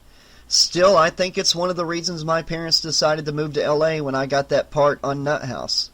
He figured if you're going to live in a place where you're not safe, where your neighbors will hire people to beat you up or kill you, you might as well live in Los Angeles, and at least be able to go to the beach every day. Rachel laughed. Your father was pretty cool. I always thought so. Jack smiled sadly. Yeah. Problem! Todd screamed when he got Van's hand off of his mouth. Gotcha! Van giggled like a moron. If I find some Depends in the house, I'll grab some for you. Why aren't you upstairs? Todd asked, out of breath and seething with anger. Embarrassment over letting his guard down put him in a sudden, foul mood. Oh, I keep hearing everyone screaming and having a good time, and I thought I'd see if you wanted to bag the operation for now and go through the haunted mansion. Are you nuts, Robin Hood? Todd gasped. We came here to steal from the rich and give to the poor, which would be us. There isn't even any alcohol, and all you call this a party? Yeah, but Todd, whined Van, the haunted mansion sounds so cool. Come on, we may never get another chance to come back here. Right, Todd told him calmly, which is why we have to get what we can out of here now, tonight, because when this party's over, I have a feeling we're not exactly going to be on Jack Spyder's short list for invitations. We might if we just went out there and joined the party, Van mumbled in response. Todd had had enough of Van's wussosity. Go back upstairs and do the job you were supposed to do. Van went reluctantly. For a few minutes, Todd worried that Van had ditched the plan and rejoined the festivities. That would be insubordination, which was not in the Van McBride playbook. Whining definitely was one of Van's more popular plays, but ignoring orders hadn't been until now. It was no use checking on him. Todd had finally decided. It would just be more time wasted. If Van had resumed partying, then fine. He wouldn't get any cut of whatever loot Todd carried out of the mansion. And it would be the end of their friendship. Todd's mood darkened further. In addition to everything else, he realized that he also wanted to rejoin the party. Todd glanced around the room. It seemed depressingly devoid of anything lootable. The paintings seemed the most valuable, but they were the most difficult pieces to remove from the premises. The books might be valuable, especially the old ones with the leather covers, but books were boring, even if they smelled nice. Eventually, they demanded to be read. And who needs that kind of pressure? Todd asked himself. Then his eyes traveled to the one object that seemed valuable and eminently stealable. This was a rifle mounted on the wall near the polar bear. According to the inscription, it was the very gun that had brought down the bear. Todd took it down off the wall to examine it. According to what he knew from trips to the firing range with his Uncle Bo, the gun seemed to be in working order. However, it was unloaded. Placing the rifle on the desktop, Todd searched the drawers for ammunition. Slammed to the ground, Repeat expected the white boot of the Vegas Elvis to do to his head what the blue suede shoe of the young Elvis had done to his cassette recorder. But once that little piece of spy equipment was destroyed, Ron became almost solicitous. "Hey, sorry, buddy," Ron said, a smile on his face as he helped Repeat to his feet. "I'm glad we're finally getting a chance to meet." What are you talking about? Repeat groaned, his back aching. I've been looking for the tabloid mole all night, Ron explained. Maria gave you away. Repeat groaned again. She's been one of my local spies since I arrived. She's got an obvious thing for Jack, wants to help him, you know. She has no idea that she's just introduced me to the perfect accomplice. Repeat stared at him in silence. Slowly it dawned on him that Ron was serious. I'll make you a deal, Ron offered. I'll get you back into the party and help you get the photos you want. Sorry about your tape recorder, but it wouldn't do to have proof of what I was doing floating around. How about this? I'll replace the recorder, repair the broken-off car mirror, and pay you a healthy bonus on top of the tabloid pay for a good story. But the story will be the one that I write. Repeat grinned and nodded. They shook hands. Wait 10 minutes, then come to the kitchen door, Ron instructed. I'll make sure it's unlocked. 10 minutes later, a mummy shambled up to the kitchen entrance of the mansion. Reaching out a bandaged hand, it turned the knob. The door swung open. He lumbered into the kitchen. His authentic shambling walk was not due to any disciplined study of mummy movies, to say the least. The bruise on his back from Ron's sucker punch was making him walk funny. And the way it felt, he'd be walking this way for many days to come. Maria. Her name was a bitter echo in his head. Now that Jack was no longer the sole target of his wrath, Maria would be next. She would have to pay the price of betrayal. If not for the unfinished business here at the mansion, and the sizable bonus Ron had promised, dealing with her would have been Repeat's first choice. But she would get hers soon enough. Right now it was Jack's turn, and eventually Ron and Vanessa would be undone as well, because Ron had made a couple serious mistakes. One, the sneak attack had been unnecessary, and unnecessarily rough. Had Ron just confronted them, they could have come to an agreement without any use of force. And two, Ron had destroyed the recorder, but not the cassette tape, containing him and Vanessa scheming. Repeat had changed tapes before donning his costume. The tape and the recorder at the time had been blank, and the incriminating tape was safely locked in the Subaru's glove compartment. And when it came out, that would be the end of Ron's little scheme. These Hollywood types with their arrogance, they made him sick. Fade to black on Ron, as they said in movie scripts. Fade to black on them all, Repeat thought sinisterly. That's when the kitchen went black, all at once. Chapter 8. Elvis winked out of existence. At the same moment, the artificial Graceland crowds fell silent. Other voices, however, real voices, were heard mumbling in confusion and amusement at the blackout. I was afraid of this, Jack huffed angrily. I wanted to hire a company that wires big amusement parks, but Ron talked me into going local. Idiot me. I thought helping out local business might be a nice gesture. It was, Rachel encouraged him. She felt a bit nervous, but not only because of the darkness. Jack just seemed so agitated.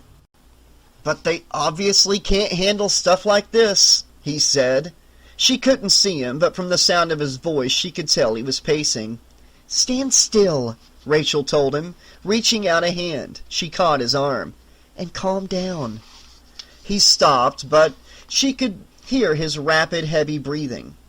We should get out of here and make sure everyone's all right." Suddenly, the room felt absolutely silent. If she hadn't been touching him, she would have thought Jack had disappeared. When he finally sighed heavily, Rachel realized that he had caught his breath. "Right," he said with resignation. Yeah, let's go.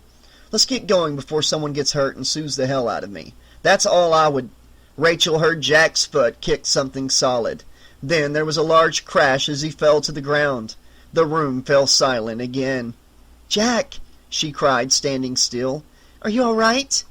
There was no answer. She started forward again, then stopped herself. If Jack had tripped on something, she might as well. Lowering herself to a crouch, she reached her hands along the floor in front of her. "Jack!" she said loudly. Still no answer, and no sound of his breathing either. "Can you hear me? Jack!" Just then Rachel's hand brushed up against some fabric. A cape. She had found Jack's cape. And underneath it, as if covered by a burial shroud, was Jack. Next to him, the floor rose about 3 inches. Apparently Jack had tripped there. His body felt warm, but at first Rachel couldn't find his heartbeat. Then she realized that his costume was too thick. She found his neck and a pulse, albeit a weak one. "Jack," she said gently. Once more she touched his face. The skin was clammy, almost slick with sweat. The slickness continued up to his head. Something was very wrong, but it was too dark to see. Then she remembered the safety lights of her costume. Finding the switch, she turned them on. In the dim lights, it appeared that someone had poured black paint over Jack's face. Then Rachel noticed the same stuff on her hands. She rubbed 2 fingers together. It was the same slick feeling. This was not sweat, nor was it paint, she realized, with a surge of panic. "Jack!" she cried, leaning forward so the light was directly in his face. There, the substance showed the faintest trace of red. Blood. Jack had struck his head and was bleeding. Badly. Rachel rose quickly. "Help!" she cried, rushing toward the door. "Jack's hurt! Somebody help!" Then her foot caught on Jack's splayed leg, and she went down herself, screaming. Ron Marchant started for the basement steps. He had stayed down there too long. Time to start helping people out of the house. As much as he didn't want to. It was important that he be witness to assisting others. That way, in case of any other casualties, oh, and there will be other casualties, he told himself, he would avoid blame. He clicked on the flashlight he had hidden next to the circuit breakers. It illuminated the stairs that led to the kitchen above. Hot properties, these flashlights, he said to himself, out loud. Then he whispered in a little sing-song, "The party's over." "Yes, it is," snarled an unexpected voice coming down the stairs. Ron was just able to shine the flashlight on the figure when it was knocked from his hand. He caught a glimpse of bandages and a knife. Damn, Todd thought. The party's over and I didn't find a damn cool thing. Except this gun, of course. He sighed. There was no use in searching through the dark. No doubt everybody would be leaving the party now, so he and Van had to make their move immediately. It wouldn't do to be stuck in this place after hours. Todd just hoped that Van had the sense to get out while the getting was good. An early end to the party had not been among their contingencies. Looking out the window, Todd could see a steady stream of guests heading for their cars. He noticed how the power outage seemed confined to the house. Old Jacko's finally blown a fuse then, he mused. This caused Todd to smile, despite his disappointment in the paucity of the night's take. If I could get away with carting off that polar bear, I'd do it, he thought. Enough light came in from outside to make the polar bear appear to glow. He raised the rifle and sighted the bear. "Pow!" he said, pretending to squeeze the trigger. "Right between the eyes." Then the door to the study creaked open again. This time Todd did not spin around frantically. Instead, he ignored it and pretended to shoot the bear one more time. "I know you're there, Van, old buddy, old pal," he thought. "You're not going to catch me again. Maybe this time I have a scare for you." He could feel the presence in the room. No doubt Van was lurking, probably only a few steps behind Todd. A good magician only does a trick once, Todd's father used to say. But Van wasn't a good magician or mathematician or any kind of atician. He was only a sort of idiot savant burglar. "Ha!" Todd yelled and spun around, the gun at the ready. He pulled the trigger, but since it was unloaded, there was only a click. Even that would have been enough to unloose the most watertight of bladders. Had anyone been in the rifle's sights? Van was not there. The room was empty. Todd had just psyched himself out. Feeling foolish, he turned back to the polar bear. "Don't tell anyone, okay?" he confided. "But it appears I'm a wuss." Amazingly, the bear seemed to nod in agreement. "What the?" he said, approaching the polar bear. Looking up, he saw the bear continuing to nod. Then he realized it wasn't nodding at all, but rocking, back and forth.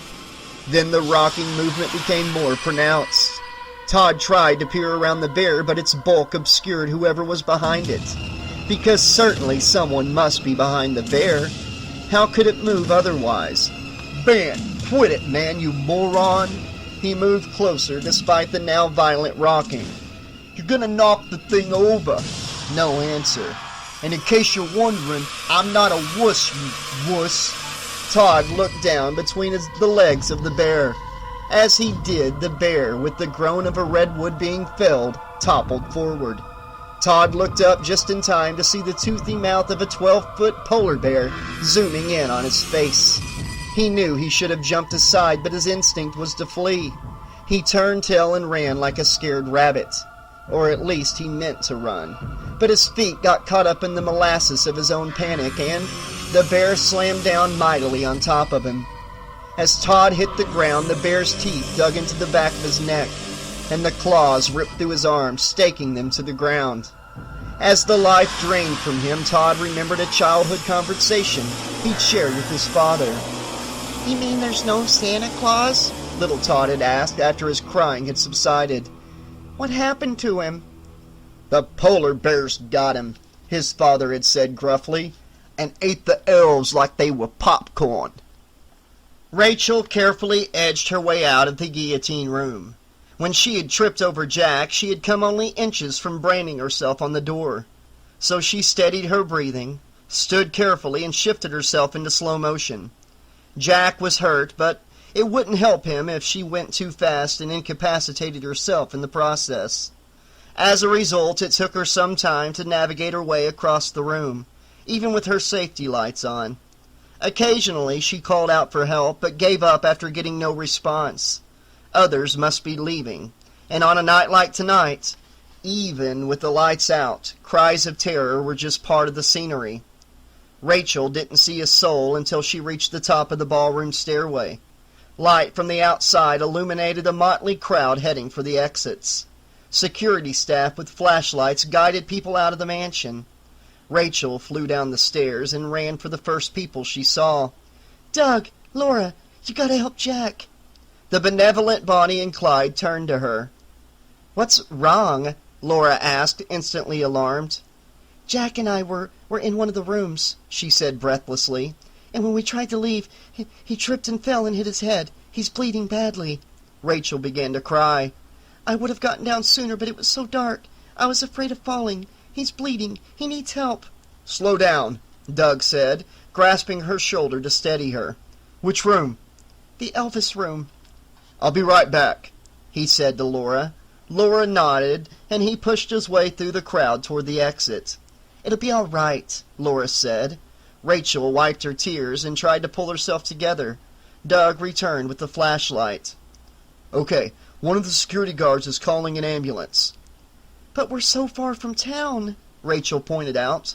"Right, so we're going to go up there ourselves right now. Let's go." They retraced Rachel's steps back to the Elvis room. The light made the going easier, but without full illumination they still couldn't race. Finally, they reached the Elvis room. And it was empty. "See?" Rachel said, pointing to a dark spot on the floor. "He was lying there. That's his blood." Without hesitation, Doug stooped down and put his fingers to the stain. "It sure ain't motor oil," he said gravely. "He must have wandered off. We have to find him." Rachel's voice was rising again. "He didn't go toward the ballroom," Laura said, "or we would have seen him, unless he knows some secret passageways in this place. In a place this big, I wouldn't be surprised." "I don't think so. Look," Doug said, pointing with the flashlight. Droplets of blood traced a path to the next room. Rachel darted forward. "Hurry! He's hurt badly!" Throwing the door open, she peered into the blackness beyond. "Bring that flashlight, Doug!" Doug appeared beside her and shined the light into the room. Empty. The blood drops stopped halfway across the room. "Check the display," Rachel told them. As Doug turned his flashlight toward the platform, Laura began sniffing the air.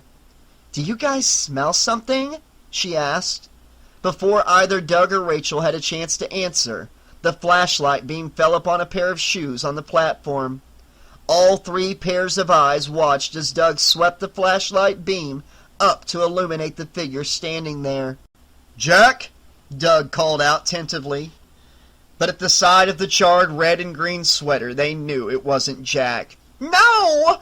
said Laura. All three froze in place. Before them, his burned face snarling with rage, a lethal claw raised in the air ready to strike, stood none other than Freddy Krueger. Chapter 9. Van McBride felt like Anti-Claus, that is, the opposite of Santa Claus. Whistling a holiday tune like a funeral dirge, he walked through the halls with a pillowcase slung over his shoulder. It was full of goodies he had plundered from the mansion. This party seemed like more fun than either Van or Todd had seen in a long while, but that apparently didn't matter to Todd, who had been, as usual, pretty mean, and made Van get back to work. On his way back upstairs, Van had considered ditching Todd. Ever since Scrag had died, Todd had gotten a really big head. He was trying to be Scrag, and in Van's silent opinion, Todd had only a shade of their former mentor's criminal genius. "Of course I'm no Professor Moriarty," Van admitted to himself, remembering Sherlock Holmes' nemesis. "But at least I know that I know everything about myself." Todd was trying to be something he was not, and this play-acting was getting tired, especially since it always turned out that Todd got all the good loot while Van got almost nothing. Todd was right about one thing, though. This mansion was a gold mine. So Van returned to pillaging, resisting the urge to run off and join the party every time he heard a scream or shout that indicated that people were having fun elsewhere in the mansion. Finally, he became immune to the sounds and found a treasure trove of jewelry in a room that must have belonged to Jack's mother. The sack on his shoulders swelled to the limit with earrings, necklaces, and other assorted precious baubles. It was near the end of the hallway that he noticed the silence. The cheerful screams had ceased. For some reason, the fun had stopped. Then came the sound of car engines starting. Rushing to the nearest front room, Van saw what was happening, but at first couldn't understand why. Clearly the party had ended, and, by the looks of it, all at once. He and Todd had to get out of here, and fast. One step into the hallway, he realized his dilemma. He had a pillowcase full of stolen items, and getting it out of the house would now be a problem. He certainly couldn't go walking out the front door with it, but he couldn't leave it behind either. That would make tonight a total failure. No fun and no loot. In a moment of inspiration, Van spun around and ran to the end of the hallway. The flashlight beam revealed exactly what he expected to find, a small door about 4 feet off the floor. In some old movie, he couldn't recall exactly which one, there had been a large mansion just like this one. There had been a dumbwaiter to transport food between the kitchen and the dining room above. Van pulled open the little door now, and sure enough, he found his dumbwaiter. It looked to be just the right size to take his pillowcase full of goodies downstairs for him so he wouldn't have to walk through the house with it. Inside the dumbwaiter was a small panel with 2 buttons, one marked up and the other down. Van pressed the up button to call the dumbwaiter. Nothing happened. Pressing it another few times to no avail, he almost thought he was sunk.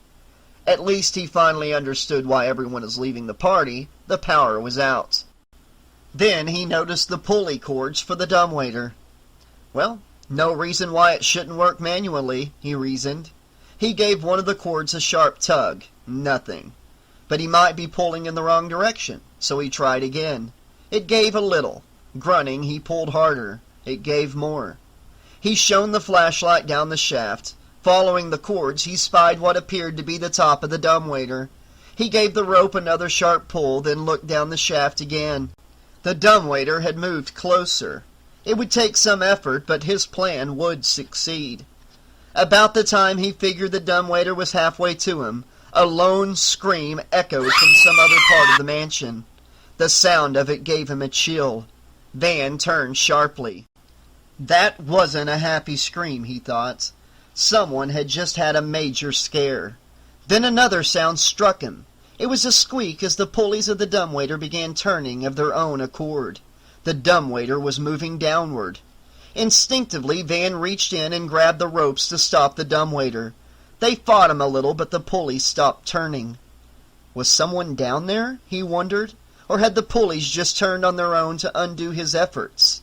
The only person he could imagine being on the other end of the dumbwaiter was Todd, and he wasn't the type to fool around. Nah, that's not Todd's style, Van concluded. Must be my old arch-enemy gravity causing problems. So he reached into the shaft once more and pulled on the ropes. The dumbwaiter came easily for a few feet, then hitched. Van gave it some play, then pulled again. He encountered the same resistance, but each time he made more headway. He was reminded of fishing, letting it run, then reeling it in a little, and letting it run, reeling it in, until he finally landed the dumbwaiter. "You little bugger," Van scolded the dumbwaiter. "I ought to fillet you." As he loaded the pillowcase of jewelry into the dumbwaiter and secured its contents, Van relaxed again. Oh, the anti-clause was back in business. Then the dumbwaiter dropped suddenly. It fell so quickly that Van had no time to pull out his hands, and in an instant his forearms were trapped. Van felt the crushing pressure and heard a scream, his own. It was getting worse. He was trapped. It wasn't gravity that had made the dumbwaiter fall. Someone had pulled it down and was still pulling. Soon more than Van's circulation would be cut off. His hands were already numb. Despite the pain, Van resisted calling out again. Drawing attention to himself would only get him caught with the goods. Besides, he still held out hope that this was one of Todd's particularly cruel jokes. Perhaps his suggestion to call off the burglary had upset Todd more than it had seemed at the time. Whatever the case, if it was Todd, their day as a team were over. I may be dumb, but I'm not an idiot, Van thought, stifling a shout of pain. I don't have to take this kind of abuse. Just then the dumbwaiter took a breather. It didn't let up entirely. Van's arms were still tightly wedged, but the intense downward pressure eased. Then, just as suddenly, the pressure increased again, and this time Van was certain his arms were going to be severed. A cry of pain escaped his lips. "Stop that!" he shouted. And it did stop. His hands were now quite numb, and he was quite stuck. But the dumbwaiter stopped moving. Now, maybe if he could think through the pain, he could find a way to extricate himself. Instead, another thought pierced through the red veil of agony.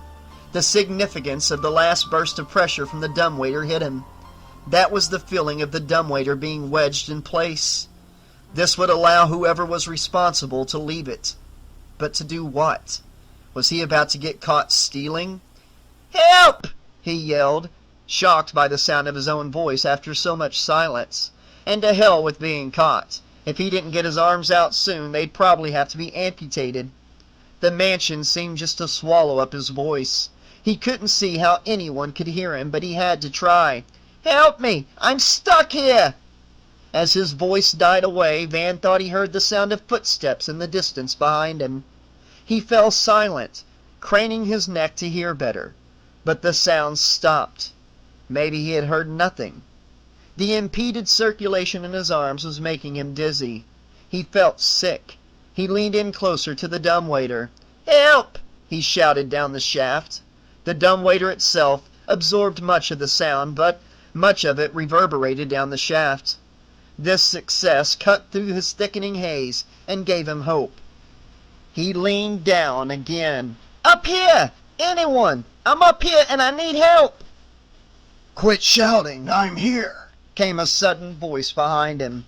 Van was so surprised and pleased, he tried to turn quickly to see his savior and only succeeded in nearly ripping his arms from their sockets. Ow! He cried. Then gingerly craning his neck again, he tried to look behind him. It was too dark to see who it was. Thanks! He started to blubber, already trying to figure out how to explain the situation. I'm kinda stuck here and... Try and steal from Jack Spyder, will you? Van heard the voice say, suddenly angry. Uh-oh, Van thought.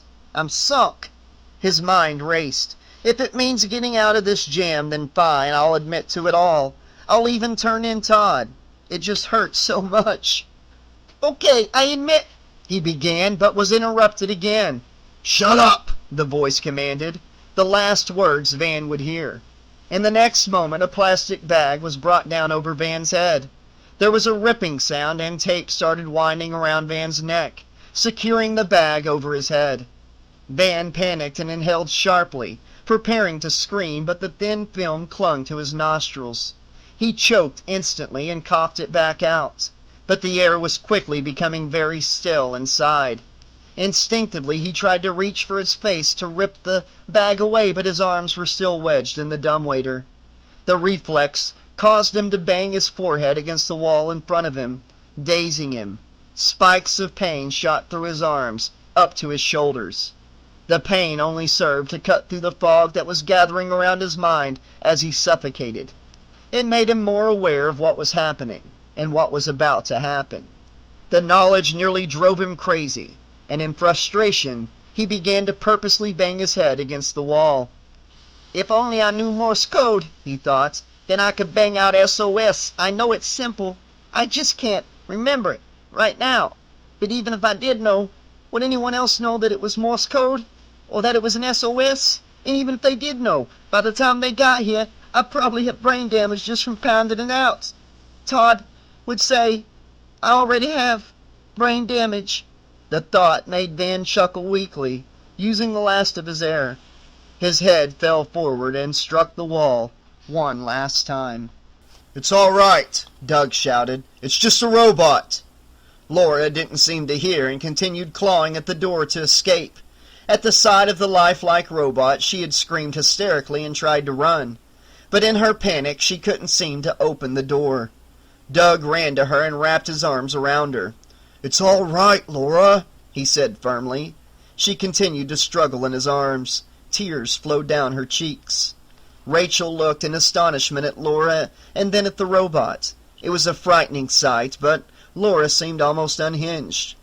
We have to get out of here, Laura cried. Then, looking fiercely into Doug's eyes, she whispered hoarsely, We have to get out of here right now. It's okay, Doug said softly. Then he turned to Rachel. I'm sorry. We have to go. What about Jack? Rachel demanded. He may be hurt. We have to leave, Laura told her, a wild look in her eyes. You should leave too. Jack will be all right, Doug said. He's probably downstairs looking for you. Besides, the ambulance will be here soon enough. Why don't you come with us? I'm not leaving until I find out what's happened to Jack, Rachel said, her voice quivering. Something had happened, and her friends were abandoning her, and abandoning Jack as well. Okay, Doug told her. Clearly he knew what Rachel was thinking, but his priority had to be getting Laura out of there. But will you please walk us out to the car? I won't feel right just leaving you here in front of this. He nodded his head toward the Freddy Krueger robot. Okay, but let's hurry, she told him as they started back. I want to help the paramedics find Jack. Down at the car, Laura pleaded one last time for Rachel to leave with them. Something's wrong in there. I can feel it, Rachel. I felt it before. Doug also tried to persuade Rachel. Look, even the security guards have left. You shouldn't be here alone." Rachel looked around. Indeed, the lawn, which had served as the parking lot, was empty, save for Rachel's car and 2 others. Rachel shook her head. "I know you have to go," she told them, "but I have to stay. Somebody's here." She pointed to the 3rd floor of the mansion, where a yellow glow flickered through a window. For a moment the light was eclipsed by a silhouette. Someone was looking out at them. Then that someone was gone, and moments later the light was gone as well. "There, see?" Rachel said. "That might be Jack. I'd better go in and see." "Call us later and let us know how it all shook out, okay?" Doug said reluctantly. He opened the passenger door and Laura got in. "Apologize to Jack for us, would you?" Doug seemed truly distressed at their flight. "You got it," Rachel assured him. Doug closed the door and walked around to the other side of the car. As he got in and started the engine, Laura rolled down her window. "Be careful, okay?" she asked, her eyes haunted. Before Rachel could reply, Doug drove off. She watched the headlights disappear, then turned back to the mansion, holding the flashlight Doug had given her. Walking toward the house, she thought of Jack and panicked. What if the house should somehow disappear, taking Jack with it? Rachel broke into a run. She reached the front door and took one step into the house. It was as quiet as a grave. Now every instinct she had told her to turn, to get in her car and catch up with Doug and Laura, because she suddenly became quite certain that she was the only human being left alive in the entire place. "No," she said out loud to give herself courage. Jack's in there. She thought, taking another step forward. But something was wrong. Laura had been right. Not out at the car, but upstairs. She had smelled something, but in the excitement they had all forgotten about it. Now the odor was stronger. The heavy scent of rotten eggs assaulted Rachel's nostrils. Moving deeper into the house, it only got worse, and she started to choke. Now it became imperative that she find Jack, because the mansion was slowly filling with gas. Chapter 10. Now this is a real drag, Vanessa thought. Waiting patiently for something to happen had never been her strong suit. She was used to making things happen, fast. But according to Ron's plan for the evening, there was nothing for her to do except light the candle Ron had placed in her room and keep it burning until his evening's chores were completed. To his credit, Ron had executed his plan flawlessly. Having tipped off the guards that the blackout was a planned event, as a way of keeping the party from running too late, he had told them, the mansion had emptied out quickly. The last 3 stragglers were now getting into their car. One of them, she noted from her 3rd-story window, was that Rachel girl, Jack's old flame.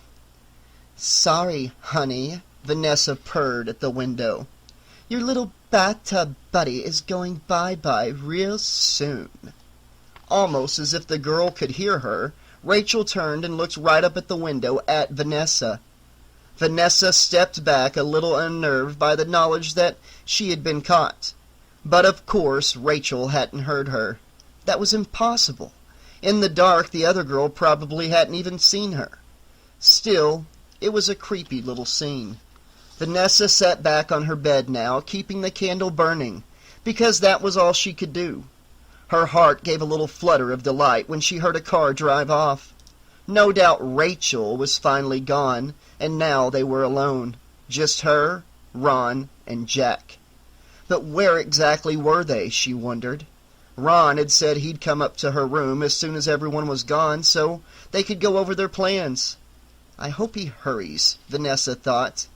All this time alone, sitting with a candle in the dark, when you're used to being out beneath the neon of Hollywood, was quite boring, and more than a little scary. Not long ago she had heard someone shouting for help. At first she'd thought it must be some dim-witted party guest frightened by Jack's playrooms, but the sound had come from another direction. Then came several solid thumps, like someone banging a rock against a wall. That, too, had stopped. It reminded Vanessa that the mansion was actually supposed to be haunted. That was nonsense, she told herself.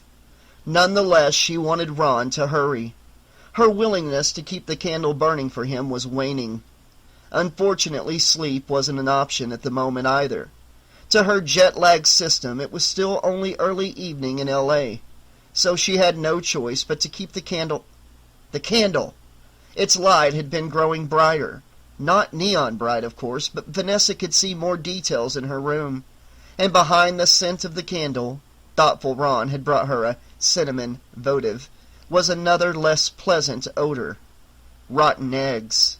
Without thinking, Vanessa leaped at the candle and brought her flattened palm down on the flame, snuffing it. Yelping in pain, she brought her burned hand to her mouth. Cursing herself, she sucked on her palm. Wax broke off into Vanessa's mouth and she spat it out. The air was now scented with the potpourri of cinnamon, smoke, rotten eggs, and burnt flesh. She studied the candle to make sure the wick was completely out. If not for the scent of the candle, she would have recognized the smell of leaking gas a lot sooner. And if she hadn't noticed, it had been a stroke of providence that the candle had started burning brighter, as it burned off the gas that was seeping into the air. There was no staying put any longer now. She had to find Ron and Jack, she loathed to admit, for it was too soon to dispose of him. She had to get all of them out of the mansion. Before Vanessa reached her door, a light appeared underneath it. "Ron?" she called and threw open the door. No one was there. Stepping out, she saw the light disappearing around a corner. "Jack?" she called out more uncertainly. Whoever had the flashlight was moving away. She ran toward it. Rounding the corner, she saw it in the distance, but could not see who was holding it. "Who is there?" Vanessa called out. The flashlight stopped and turned, shining toward her. Vanessa couldn't even make out a figure. "There's a gas leak," she yelled, not caring who it was. "It's happened before in this house. We have to get out of here." She started forward again. To Vanessa's relief, the light remained in one place. But just as she got close enough to almost catch a glimpse of who she was shouting at, the figure turned and ran off. "Hey, come back, you moron!" she yelled. She was never in the mood for games, but this was the worst. Rounding yet another corner, Vanessa saw the light down the hall. This time it was shining on the floor, out of a doorway ahead. "Don't run off, whoever you are," Vanessa called out. "I'm trying to be nice to you." Vanessa stopped running and approached the light carefully. "Can't you smell it?" She tried to sound calm, conversational, but she suddenly realized how scared she actually was. "The jury has reached a verdict, Your Honor. They say I am scared out of my wits." Vanessa reached the doorway, beyond which was not a room but a small landing. And this time the flashlight did not move, because this time no one was holding it. It lay on the top step of what appeared to be a back staircase. Frustrated by the disappearance of her mystery person, Vanessa picked up the flashlight. "Well, looks like I'm on my own," she said aloud. "I'm going to save myself." Pointing the flashlight down the stairs, she thought this seemed to be as good a way to get out as any. "Have to go down before I can get out anyway," she concluded. And Ron wasn't kidding when he said the place filled up with gas quickly. I wonder what moron accidentally turned it on. Vanessa started down the stairs. On the first step, her foot slipped on the carpeting that covered the stairs, and she had to grab the railing to keep herself from falling. As a result, the flashlight dropped out of her hand and bounced down the stairs. The bulb broke and the stairway became pitch black. Vanessa stood still, waiting for her eyes to adjust. That's when she heard the voice. "Someone's got a secret," came a sinister sing-song from the landing behind Vanessa. She turned but could not see who was there. "What are you talking about?" she asked, her voice heavy with annoyance. But she couldn't disguise the fear that was now consuming her. She knew exactly what the voice was referring to. "You shouldn't try to pull the rug out from under someone's life," the voice said sinisterly. "You never know when someone might just do it to you." first. What do you want from me? Vanessa demanded. She was rooted in place, afraid to move. There was murder in that voice. All I want is this, hissed the voice. When we meet again, you'll have to tell me how it felt. Vanessa was confused. What are you... Ah! The floor moved beneath her feet suddenly, and Vanessa was thrown into the air. This time, her hand never even got close to the railing. In the internal moment before Vanessa's head struck the first wooden step, she realized what had happened. The steps weren't carpeted at all, but someone, the possessor of that sinister voice, had draped a rug over the top steps and pulled the rug out from under Vanessa Chimera. Then the infinite moment ended, and Vanessa's head struck the fifth step from the bottom. A light brighter than all in the neon in Hollywood blazed for an instant. Then it winked out, as did her life. Rachel stopped and listened. The mansion now seemed alive with sounds. Thumps, things sliding across floors, all of it coming from above. All coming from this haunted mansion. Despite the threat of being overwhelmed by gas, she headed toward the source of the sounds. For all she knew, it was Jack, wandering around. With a blow on the head and lungs filled with gas, he might not even know who or where he was. But where was everyone else? Rachel wondered. She had fully expected to run into Vanessa or Ron or the other guests whose cars were still outside. But no one had appeared. No one had answered her calls. What if whoever was left had succumbed to the gas? Dread thicker than the gas permeating the mansion began to envelop her. If I'm the only one conscious, she thought, how can I possibly save everyone? You can't, answered a voice inside of her. There's only one person you can save, guaranteed, and that's yourself. And that's if you get out of the house now. I'm not leaving without trying to find Jack, she said out loud. Besides, somebody's upstairs moving around. I can hear it now. Rachel climbed the stairs that led to the haunted mansion rooms. Gingerly, she pushed open the first door, shining the flashlight ahead of her. Jack, she called out, poking her head in. Is anyone there? There was no answer. She entered the room. With the flashlight, she checked the platform where the guillotine was set up. No one was there, except the fake executioner and the fake, headless victim. Only the victim wasn't the same one she had seen earlier. This one was female. She noted the painted fingernails. And by the looks of it, someone had gone overboard with the blood effects. Gallons appeared to have poured from that stump.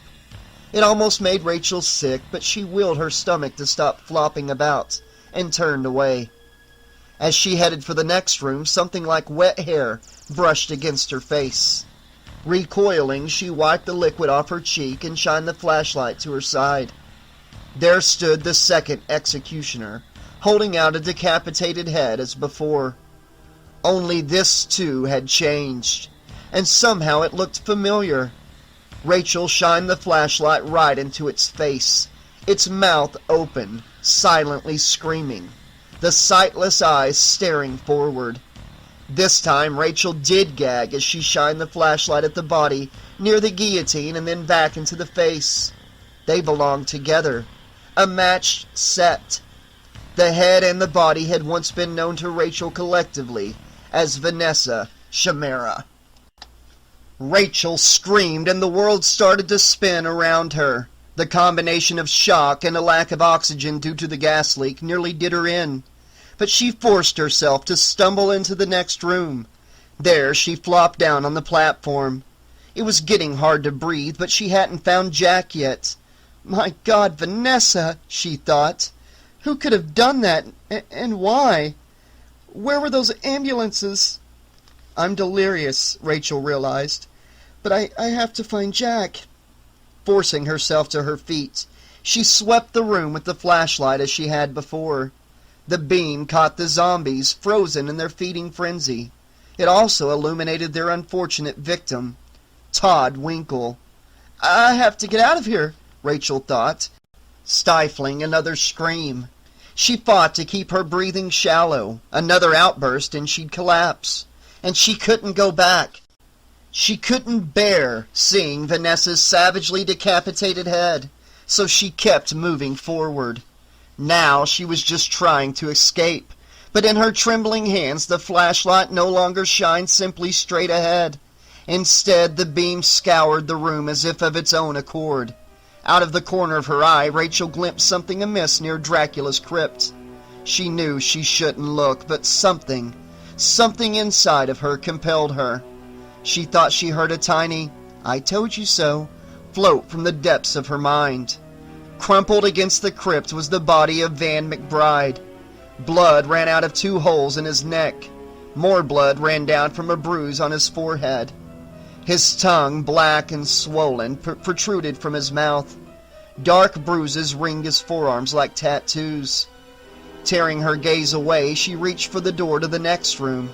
But what would she find there? She asked herself. Another body? Jack's body? She had to know. To give up now would be like swimming halfway across the English Channel and turning back. Her own laughter was tinged with insanity. Somehow she found herself enjoying this real-life house of horrors. Maybe I'll find the next room empty, she thought. Maybe I'll be the next person to permanently inhabit this gruesome menagerie. "Let's do it!" she shouted, and burst into the next room. Her flashlight found Elvis immediately, and he was smiling broadly and wetly. Only it wasn't the Elvis robot, and he wasn't smiling. Ron Marchant sat in the king's place, his smile the grotesque curve of a razor cut circumscribing his throat. The blood dripping onto his feet gave him one purple suede shoe. "I guess Elvis has left the building," she commented drunkenly. Her attention was riveted on the horrible scene until a clicking sound to her right distracted her. Turning, she shined the flashlight. Against the far door, alive, sat Jack. At her head, he pointed a rifle. Chapter 11. At the sight of Jack and the gun barrel, Rachel's mind immediately became sharp. "Jack!" she yelled, but made no move toward him. "It's me, Rachel!" A large purple bruise decorated Jack's forehead. Looking confused, he kept holding the gun up. The barrel weaved slightly. Rachel realized that he was probably even groggier than she was. She edged toward him. "It's Rachel, Jack." "There's a gas leak. We have to leave." He lowered the barrel and stared at her as if still unsure of her identity. He started to cry. Wrapping her arms around him, Rachel carefully pushed the gun away from him. He was my best friend," Jack sobbed. Rachel looked back up at Ron. I'm sorry, John," she said soothingly. "Do you know what happened? There are others." While she spoke, Rachel tried to help him to his feet. Vanessa, Todd Winkle, Van McBride. Stumbling to his feet, Jack spoke their names as if in eulogy. "And Ron." He started to break down again, then stopped abruptly. Wide-eyed, he turned to Rachel, as if about to tell her an important secret. I think I might have done it," he confided to her seriously. "I'm really not that well, in the head. I was institutionalized for a while. Ron knew that. That's why he was such a big help to me." "You didn't kill anyone," Rachel told him as she directed him back the way she had come. They would both have to keep from looking at any of the bodies. I remember falling," Jack babbled as they staggered through the room. "But when I woke up, I was upstairs, in a closed section of the mansion, and when I came to the ballroom, everyone was gone." "The power went out," Rachel reminded him. They had passed Van's body without looking and were now entering the zombie room. "Now there's a gas leak." Did I do all this?" he asked, gesturing to where Todd's body lay, a feast for zombies. I found the gun here." He suddenly became frantic. I almost killed you with it." "It's okay," Rachel told him. "You didn't know who I was. But for the last few hours, I didn't even know who I was. So, maybe... Jack's voice trailed off as they entered the executioner room. Avoiding Vanessa's head would be difficult. "Keep looking at the floor," she warned Jack, "and keep moving. And you didn't kill anyone," she added. But now she wasn't sure. Maybe Jack was a lot less stable than he had let on earlier. He didn't seem dangerous now, but... Rachel mentally slapped herself. It was the gas. The gas was making Jack confess to crimes he had not committed, and it was making her paranoid. Despite her best efforts, her mind looped back. Was the gas deluding Jack, or making him tell the truth? All internal discussion stopped when the mummy entered the room brandishing an axe. "He's mine!" the mummy called out and attacked. The axe split the air between Jack and Rachel. It would have divested them of the arms they had linked together, but at the last minute Rachel pushed Jack away from her. He flew to one side, she fell the opposite way. The axe whooshed through the space they had occupied only moments before. By the way the mummy overcompensated on the follow-through, Rachel could tell that it too wasn't immune to the effects of the gas. The fallen flashlight cast an eerie twilight throughout the room. Rachel watched the mummy recover its balance, then pull to its full height and stare down at Jack. Jack looked up, stunned and helpless. The mummy's right hand gripped the axe tightly. Jack was a goner, unless she acted fast. "Leave him alone!" Rachel shouted. Big mistake. The mummy whirled around. "Tonight's my dream come true," said the mummy. It was purposely distorting its speaking voice so Rachel could not tell if it was male or female. Still, the voice sounded familiar. Savoring the terror it was causing, the mummy approached Rachel, who shrank back behind the executioner. The mummy quickly swept Vanessa's head aside. "You don't think I'm gonna let you ruin it for me, do you?" Rachel was trying to push the robot at the mummy, but the thing wouldn't budge. Her only hope was that the space was too cramped for the mummy to have a good shot with the axe. "I've been dreaming and planning and dreaming," the mummy continued.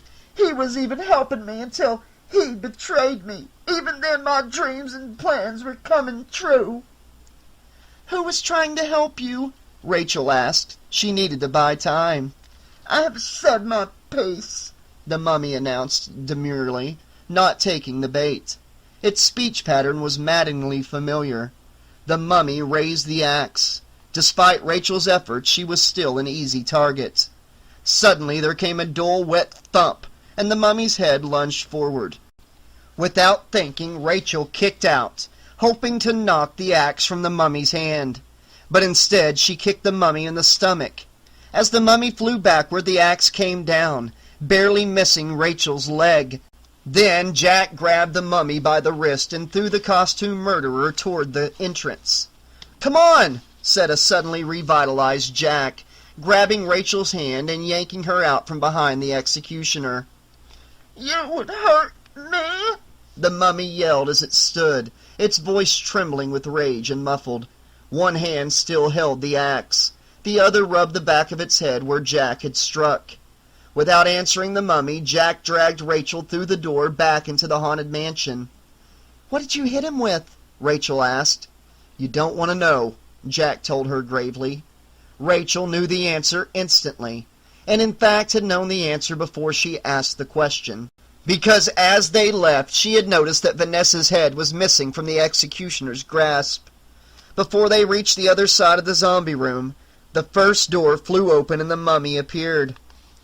"If I can't have you, no one will," it shouted with rage, and hurled the axe at them.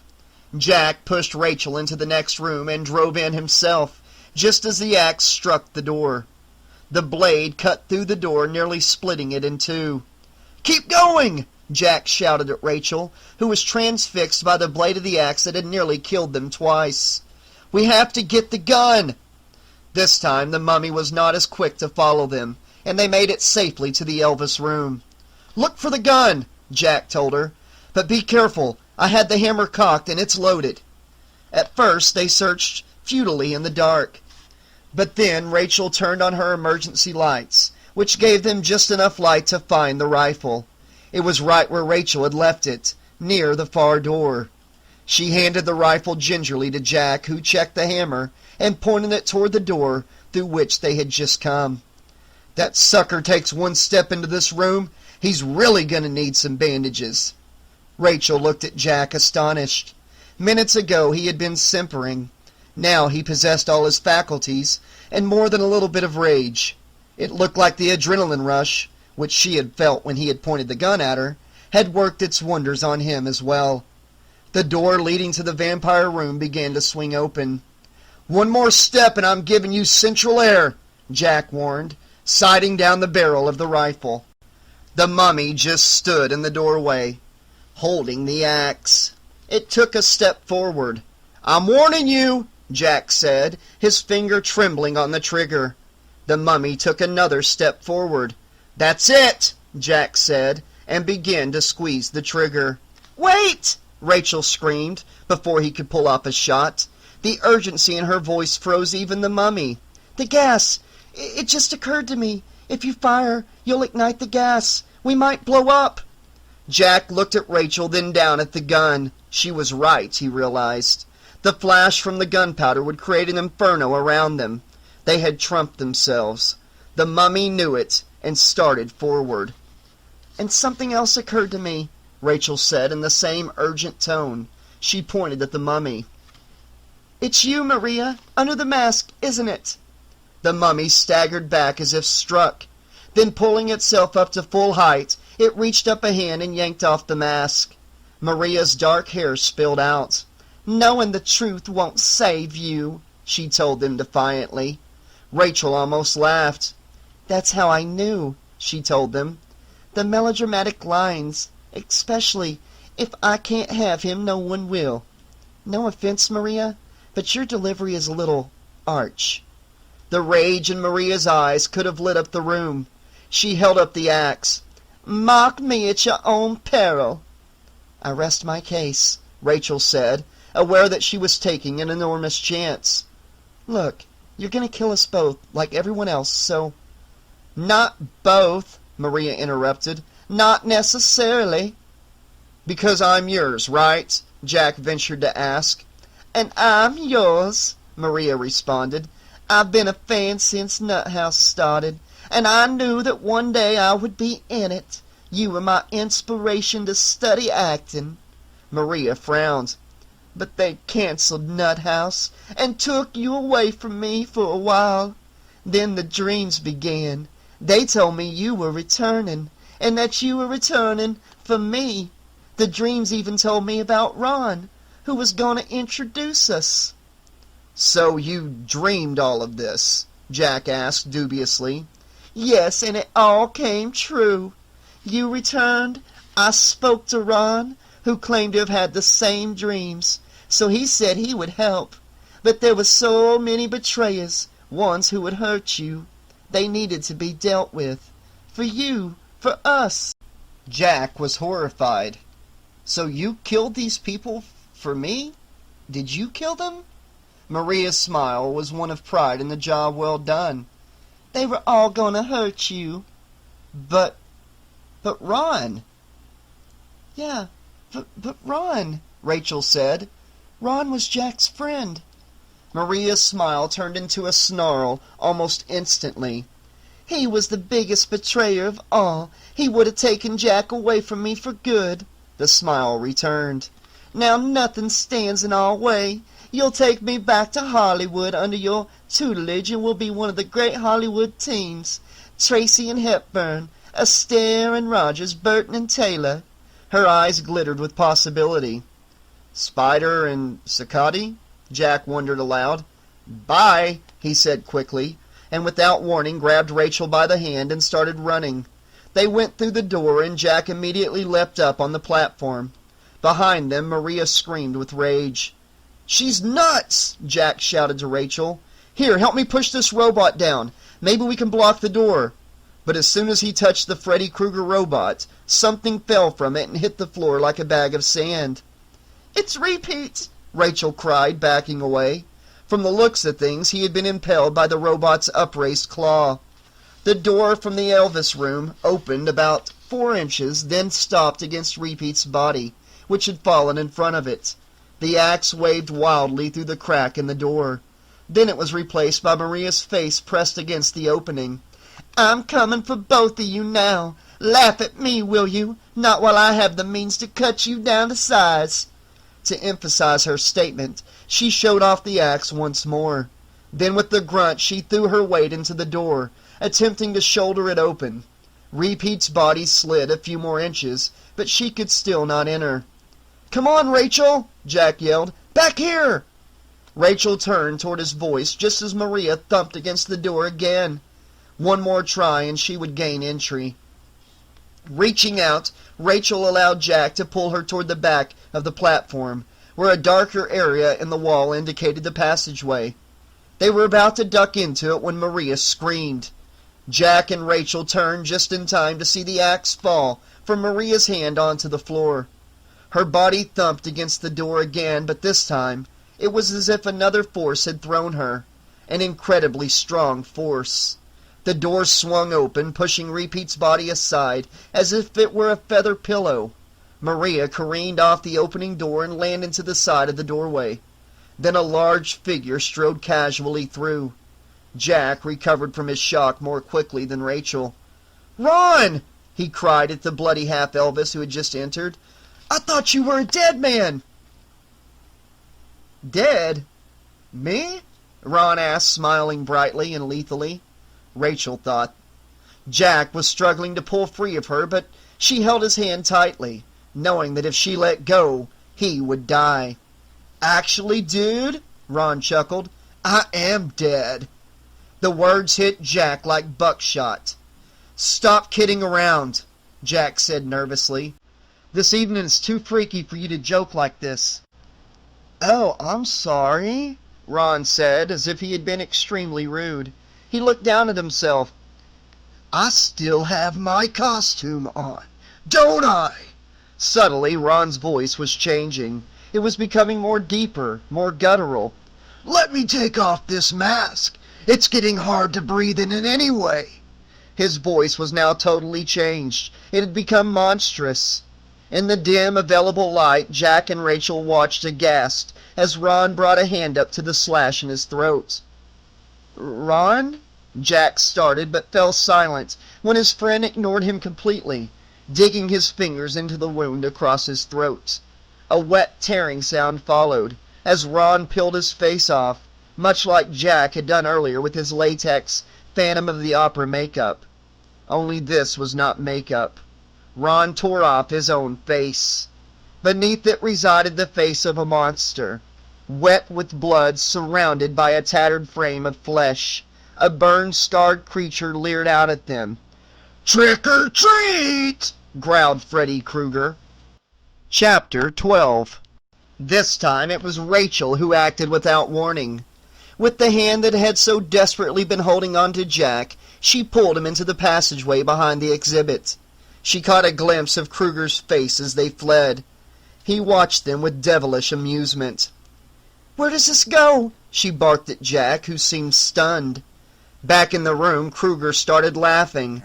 The sound filled the passageway, surrounded them, threatening to drive them mad. "Around the outside of the rooms, back to the top of the ballroom staircase," he finally answered, and took the lead. "What was that?" he asked desperately. "Are we hallucinating? Has the gas gotten to us?" "I don't think so," Rachel told him. What they had seen was beyond comprehension, but she did not doubt its reality. "We have to get into a car and drive out of here. You still have the rifle?" "Yeah, for whatever good it will do us against that." "Maybe," Rachel responded. "But if we can get outside, when we get outside," she corrected herself, "we may get a chance. Are you any good?" "Actually, yeah. I went to firing ranges all the time in L.A. "Maybe the rifle won't be effective against Krueger, but it's better than nothing." What was Freddy Krueger, and could he be killed? Somehow Rachel didn't think so. But there must be a way for them to escape, or by now no one in Springwood would be left alive. No teens, at least. "Here we go," Jack said, pointing out the exit. They emerged on the landing opposite the entrance to the haunted mansion. Taking the stairs two at a time, they ran down into the ballroom. If they reached the exit, they were home free. But Freddy Krueger appeared at the ballroom entrance. He had carved off the remainder of Ron's skin, but ribbons of flesh still clung to the tattered, striped sweater he wore. Leaning against the doorway as if without a care in the world, Freddy addressed the gleaming blades of the claw at the end of one hand. What? No last dance? I was really looking forward to cutting the rug. With the metallic clicking, Freddy scissored the blades together, several times in rapid succession. Jack and Rachel froze, trying to decide what to do next. Luckily, Freddy didn't seem like he was in any hurry to dispose of them, though he did turn and face them. Homecoming turn into a bit of a nightmare? He asked Jack. Turning to Rachel, he asked, Your reunion with your dreamy old boyfriend, not so dreamy. He started to walk slowly toward them. His claw dropped to his side. They backed up, each eyeing possible exits. Freddy saw them and was amused. Maybe you can get out that way, he teased, pointing with the claw. Or maybe that way. Each time he reached out, they jumped, further amusing Freddy. Poor Maria had been dreaming about meeting the famous Jack Spyder since she first laid eyes on you. And with my help, she managed to keep her obsession hidden for quite some time. So when things didn't work out the way they had in her dreams, can you blame her for getting a little out of sorts? You manipulated her, Rachel asked. Freddy snarled. Don't get the idea you're buying time, little girl. Any time you have left, I'm giving to you. He gave her a withering stare, then smiled grotesquely. I manipulated all of you. She was the easiest because she was off balance. Then there was your friend, Ron, who had planned such a nice little coup. At Jack's look of disbelief, Freddy laughed. Oh, he was no more your friend than a black widow, my little spider. I'm sure he'll be happy to tell you all about his scheming when you join him in my boiler room, because that's where you're going, straight to hell. With that, he lunged forward, swiping at them with his blades. They jumped back, but did not run.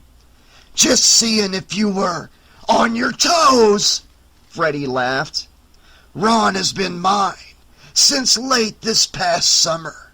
He was sleeping on the job, which is a bad idea around a gas leak. It's the kind of thing that you don't normally wake up from, if you know what I mean. He chuckled sinisterly. But I must admit, it's been a gas to be Ron all this time. Rachel was stunned. According to what Freddy was saying, he'd been guiding events leading up to this evening's massacre for months, and all the while he had been inhabiting Ron's body. We can't win, she whispered softly to herself. Freddy, who had driven them into the center of the ballroom, smiled. Now that's the spirit. He held up his gleaming talons. Time to give Freddy his treat. His voice was low, seductive, but still horrible. He reached forward, holding his claws point up underneath her chin. But Jack had other plans. Taking advantage of Freddy's distraction, he flipped the rifle so he was holding the muzzle and quickly swung it at Freddy's claw. The butt of the rifle struck Freddy's wrist, nearly shattering as it drove his hand downward. Freddy roared with rage. In another deft move, Jack grabbed the gun forward, nailing Freddy in the stomach. He doubled over, but before Jack could pull the rifle away, Freddy's unclawed hand shot out, grabbing the rifle in the center. His fingers quickly worked their way toward the trigger. The muzzle of the rifle now pointed directly at Jack's chest. Freddy's gnarled finger squeezed the trigger. Jack braced for impact. But nothing happened. The safety was on. At that moment, Rachel overcame her paralysis.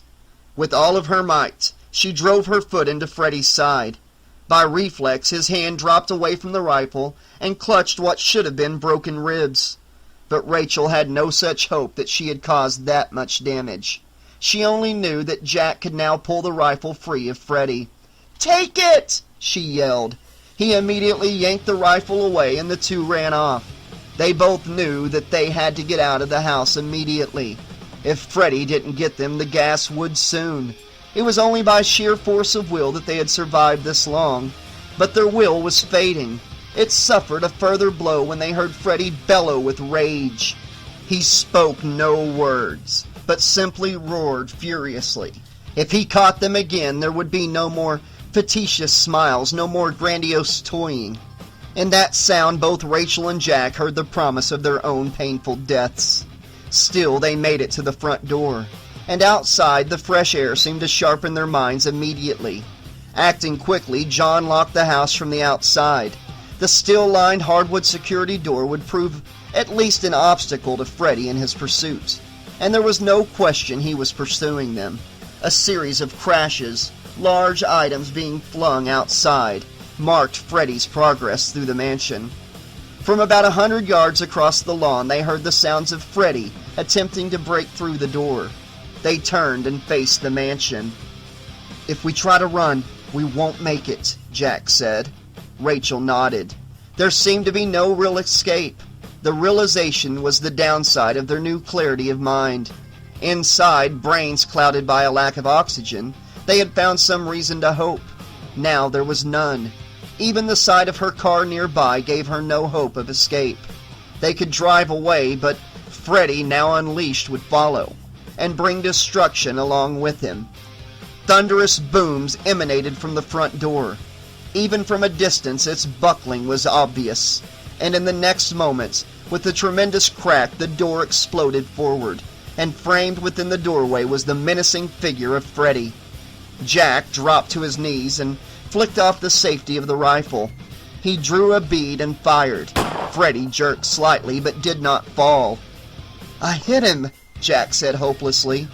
"Maybe if I hit him in the face." His eyes narrowed in determination, and he pulled off another shot. This one fell short, striking the wreckage of the door. As the bullet careened off the steel reinforcement, sending off a tiny spark, Rachel got an idea. Jack squeezed off another shot. This one appeared to hit Freddy in the left shoulder, but it only slowed the monster. "Jack," Rachel said, as he took aim again, "I have an idea of how to stop Freddy, but you may end up losing everything in the process." He looked at her, trying to read her mind, but failing. In the distance, Freddy marched forward, inexorably. "Will it get me killed?" he asked matter-of-factly. "I don't think so." He considered her uncertainty, then fired at Freddy again. This time he seemed to hit the monster squarely in the chest, driving him back several feet. He was still within 30 feet of the front door. "Will it get you killed?" he asked much more seriously. "I hope not," Rachel replied. "Then do it," Jack decided quickly. "I'm not going to be able to hold him off much longer." "What's the plan?" Jack asked, not taking his eyes off Freddy. His slow, deliberate movements reminded Jack of Godzilla wading through Tokyo. The gun he held amounted to a pea shooter against this monster. The sound of a car engine revving to life reminded him that Rachel had never given him an answer. The sound of tires spinning in dirt made him turn. In her car, Rachel took off like a shot, steering straight for Freddy. "Damn," Jack thought. "She's going to try and run him down. That'll kill her for sure." There was only one thing to do: rapid firing. He rained bullets on Freddy. If he scored enough hits, the monster might be momentarily driven back into the mansion. And if so, maybe Rachel would abandon her suicide mission. After the fourth rapid shot, his part of the plan seemed to be working.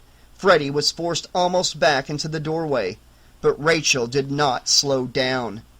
Freddy saw the oncoming car and spread his arms wide, almost welcoming it. That's when Rachel dove out of the car, as it sped on a collision course toward Krueger. She rolled across the grass on a divergent path. First, the underside of the car raked against the steel of the door. Then the entire vehicle leapt into the air, carrying with it a shower of sparks. Freddy's hands flew up in an effort to protect himself, rather than welcoming the oncoming juggernaut. The front bumper caught him squarely in the chest, and the last Jack saw of Freddy Krueger was the monster being thrown backwards through the doorway of the mansion. That was also the last Jack saw of his mansion. The sparks that flew along with the car bounced into the entrance, even as the car plowed into it. Later, he would never be able to say whether it was the sparks alone, or if the impact ruptured the car's gas tank. Whatever the cause, the gas inside the mansion ignited. The first explosion knocked Jack backwards about 20 feet. The second, third, and fourth explosions proceeded to level the mansion. Jack was driven farther and farther back, finally taking refuge behind one of the remaining cars on his lawn. One explosion rocked the vehicle so violently, Jack thought it would topple over onto him. Then the rain of fiery debris began. At first, he crawled under the car to avoid being struck. Then he remembered that Rachel was out there somewhere unprotected. Running toward the column of flames and smoke that had only minutes before been his childhood home, Jack began searching for Rachel. The heat was searing, nearly driving him back, but he forced himself onward, toward where he had last seen her. She had been impossibly close to the house. Jack feared the worst. Flaming wreckage seemed to cover the entire yard. In the distance, he could see a fire already beginning in the woods. His face felt sunburned. He almost walked past Rachel. In her black bodysuit, she was nearly impossible to spot. Only the lighter skin of her hands alerted Jack to her location. He found her farther from the house than he had expected. Then he realized that the force of the blast must have flung her away as it had him. She was lying face down, unconscious, but breathing. Turning her over carefully, he brushed the hair from her face. Cradling her for several minutes, he strained to listen for sirens. An explosion that big would surely be noticed in town, and the glowing column of smoke would be impossible to miss. Jack hoped Rachel would be all right, until the authorities arrived. Rachel dreamed of camping. She sat on a log in front of a tremendous bonfire. With her were Maria and Repeat. Across the fire on another log sat Vanessa and Ron. Beside them sat Todd and Van. They were all roasting marshmallows, only the fire was much too hot. The marshmallows were burning, dropping like molten nuggets into the flames. Then their clothing started to catch on fire. They beat at the flames, trying to extinguish them, but to no avail. Vanessa and Ron became human torches, as did the rest of the gathering. All except Rachel. Rachel could feel the heat, but was otherwise unaffected by it. Around her, the others were dancing grotesque jigs as they were consumed. Finally, one by one, Maria, Repeat, Todd, Van, Vanessa, and Ron all cast themselves into the infernal bonfire, which reached to the sky. For a moment, Rachel was alone. Then suddenly, Freddy Krueger sat beside her. Each talon had impaled a marshmallow, sandwiched between 2 graham crackers and a square of milk chocolate. "You can't be here," Rachel insisted. "I figured it out when I saw the spark. That mansion was filled with enough gas to blow you back to where you came from." Freddy laughed, then thrust his entire hand into the fire. You haven't beaten me, He snarled quietly. Don't kid yourself. Withdrawing his hand from the fire, he brandished the razors at her. They glowed white hot. Waving them under her nose, she could smell the toasted graham cracker mingling with the scent of chocolate and marshmallows. Freddy will always be back for s'mores! Then he started laughing, first as a low rumble, then building to a crescendo of madness. Her eyes snapped open. Jack was hovering over her. His lips moved, but he made no sound. In fact, she could hear nothing. Jack seemed to be saying, "You did it," over and over. Rachel turned her head slightly. White-hot pain shot up her spine. But she saw the mansion, or what was left of it. The building had exploded as she had planned, and now resembled the bonfire of her dream. Or had it been simply another delusion? But several things immediately became more clear. Both she and Jack had survived the blast. The explosion had made her deaf, and According to the words forming on Jack's lips, she had done it. Within the week, Rachel's hearing returned, although she would have to learn to live with a head full of ringing noises. And although she had suffered no other major injuries, Jack had come through almost entirely unscathed. Her body remained bruised for a long time afterwards. But had she done it? Had she disposed of Freddy Krueger? The memory of her dream returned often. He said he'd be back for s'mores. And he wasn't talking about chocolate marshmallow graham cracker sandwiches. She was sure of that. Freddy Krueger would be back for more. Epilogue. That was quite the housewarming Rachel gave Jack, eh? Even though I had to cut my Halloween round short, I still managed to fill my bag with plenty of treats. The good news is that I can eat them all at once, and I won't get a stomach ache. Ha ha ha! Ron, Vanessa, repeat Maria, Todd, and Van. I've collected all their sweet souls. But down here in the boiler room, you might not recognize them right off.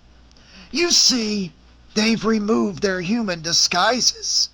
Each one now appears in his or her true form.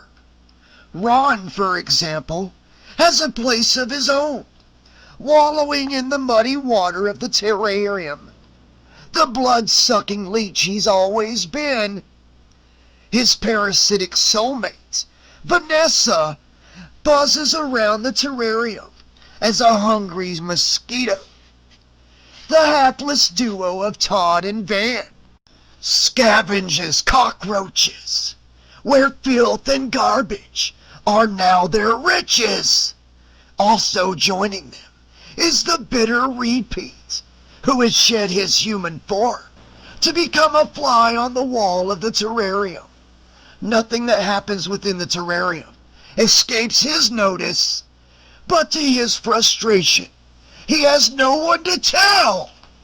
You might think that compared to some others who have joined me in the boiler room, this group has it pretty easy. What could be less pressured than simply being yourself throughout eternity?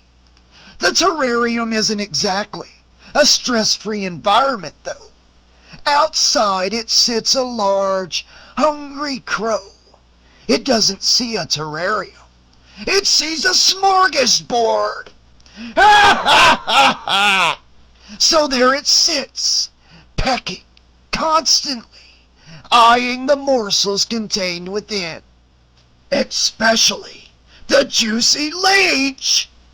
The denizens of the terrarium will spend eternity in fear, just because some crow, Maria of course, likes them just the way they are.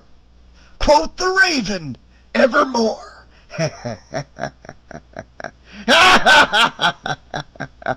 So ends this chilling tale of terror. And in the spirit of the holiday, I wish a scary Halloween to all, and to all a good fright!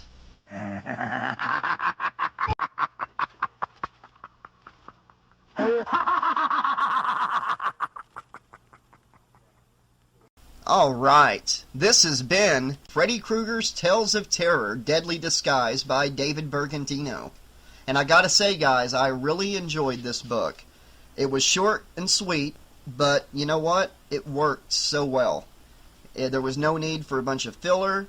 We got started at the party, and it was balls to the wall. It just floored it, and I really enjoyed that about this book. It didn't pull any punches. It didn't slow down. It had a steady pace throughout the entire book.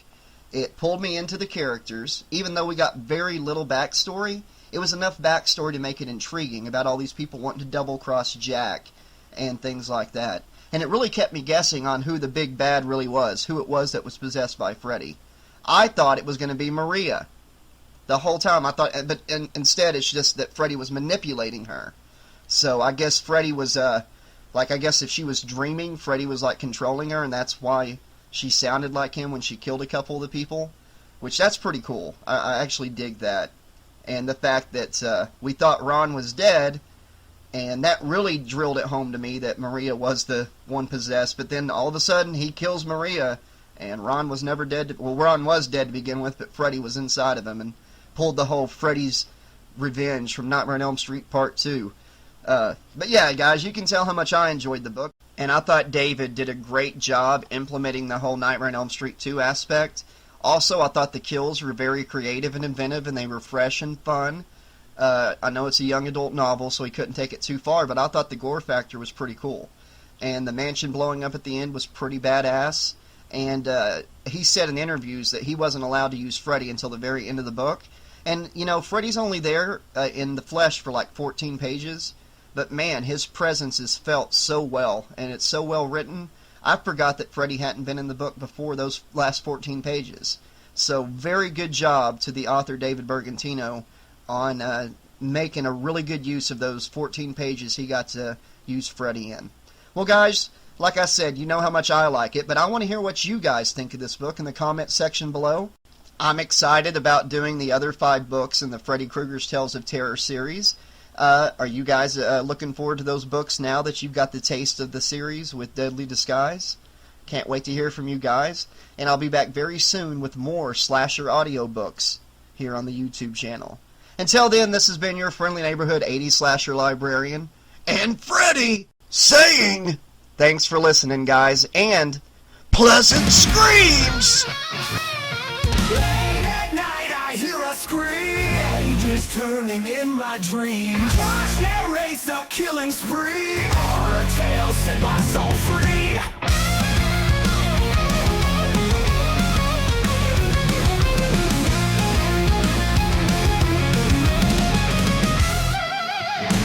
In the darkness I reside, face laugh a twisted guide. Jason's mask, no place to hide. In my mind they come alive. I'm a Slash-a-Holic, can't you see? Living nightmares set me free. Michael's knife and Chucky's grin. Josh's voice pulls me back in. Final destination's near. Every death's a newfound fear. All to madness, hear my ear. Josh's words I always hear. Bloody pages, crimson scene. Monsters crawling from my screen. Dust describes it all obscene. Lost in horrors dark and mean. I'm a Slash-a-Holic, can't you see? Living nightmares set me free. Michael's knife and Chucky's grin. Josh's voice pulls me back in.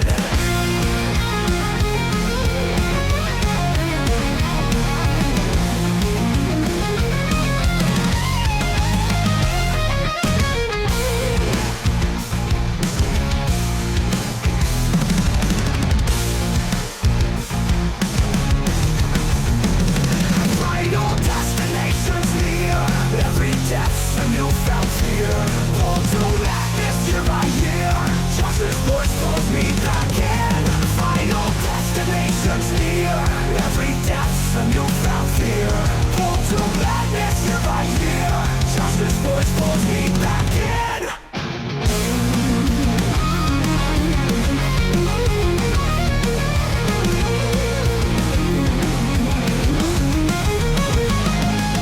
Final destination's near. Every death's a newfound fear. All to madness year by year. Josh's words I always hear. Mind pain. Final destination's near. Every death's a newfound fear. Pulled to madness year by year. Josh's words I always hear. Bloody pages, crimson scene. Monsters crawling from my screen. Josh describes it all obscene. Lost in horrors, dark and mean. Bloody pages, crimson scene. Monsters crawling from my screen. Josh describes it all obscene. Lost in horrors, dark and mean. I'm a Slash-a-Holic, can't you see? Living nightmares set me free. Michael's knife and Chucky's grin. Josh's voice pulls me back in. Final destination's near. Every death's a newfound fear. Pulled to madness year by year. Josh's words I always hear.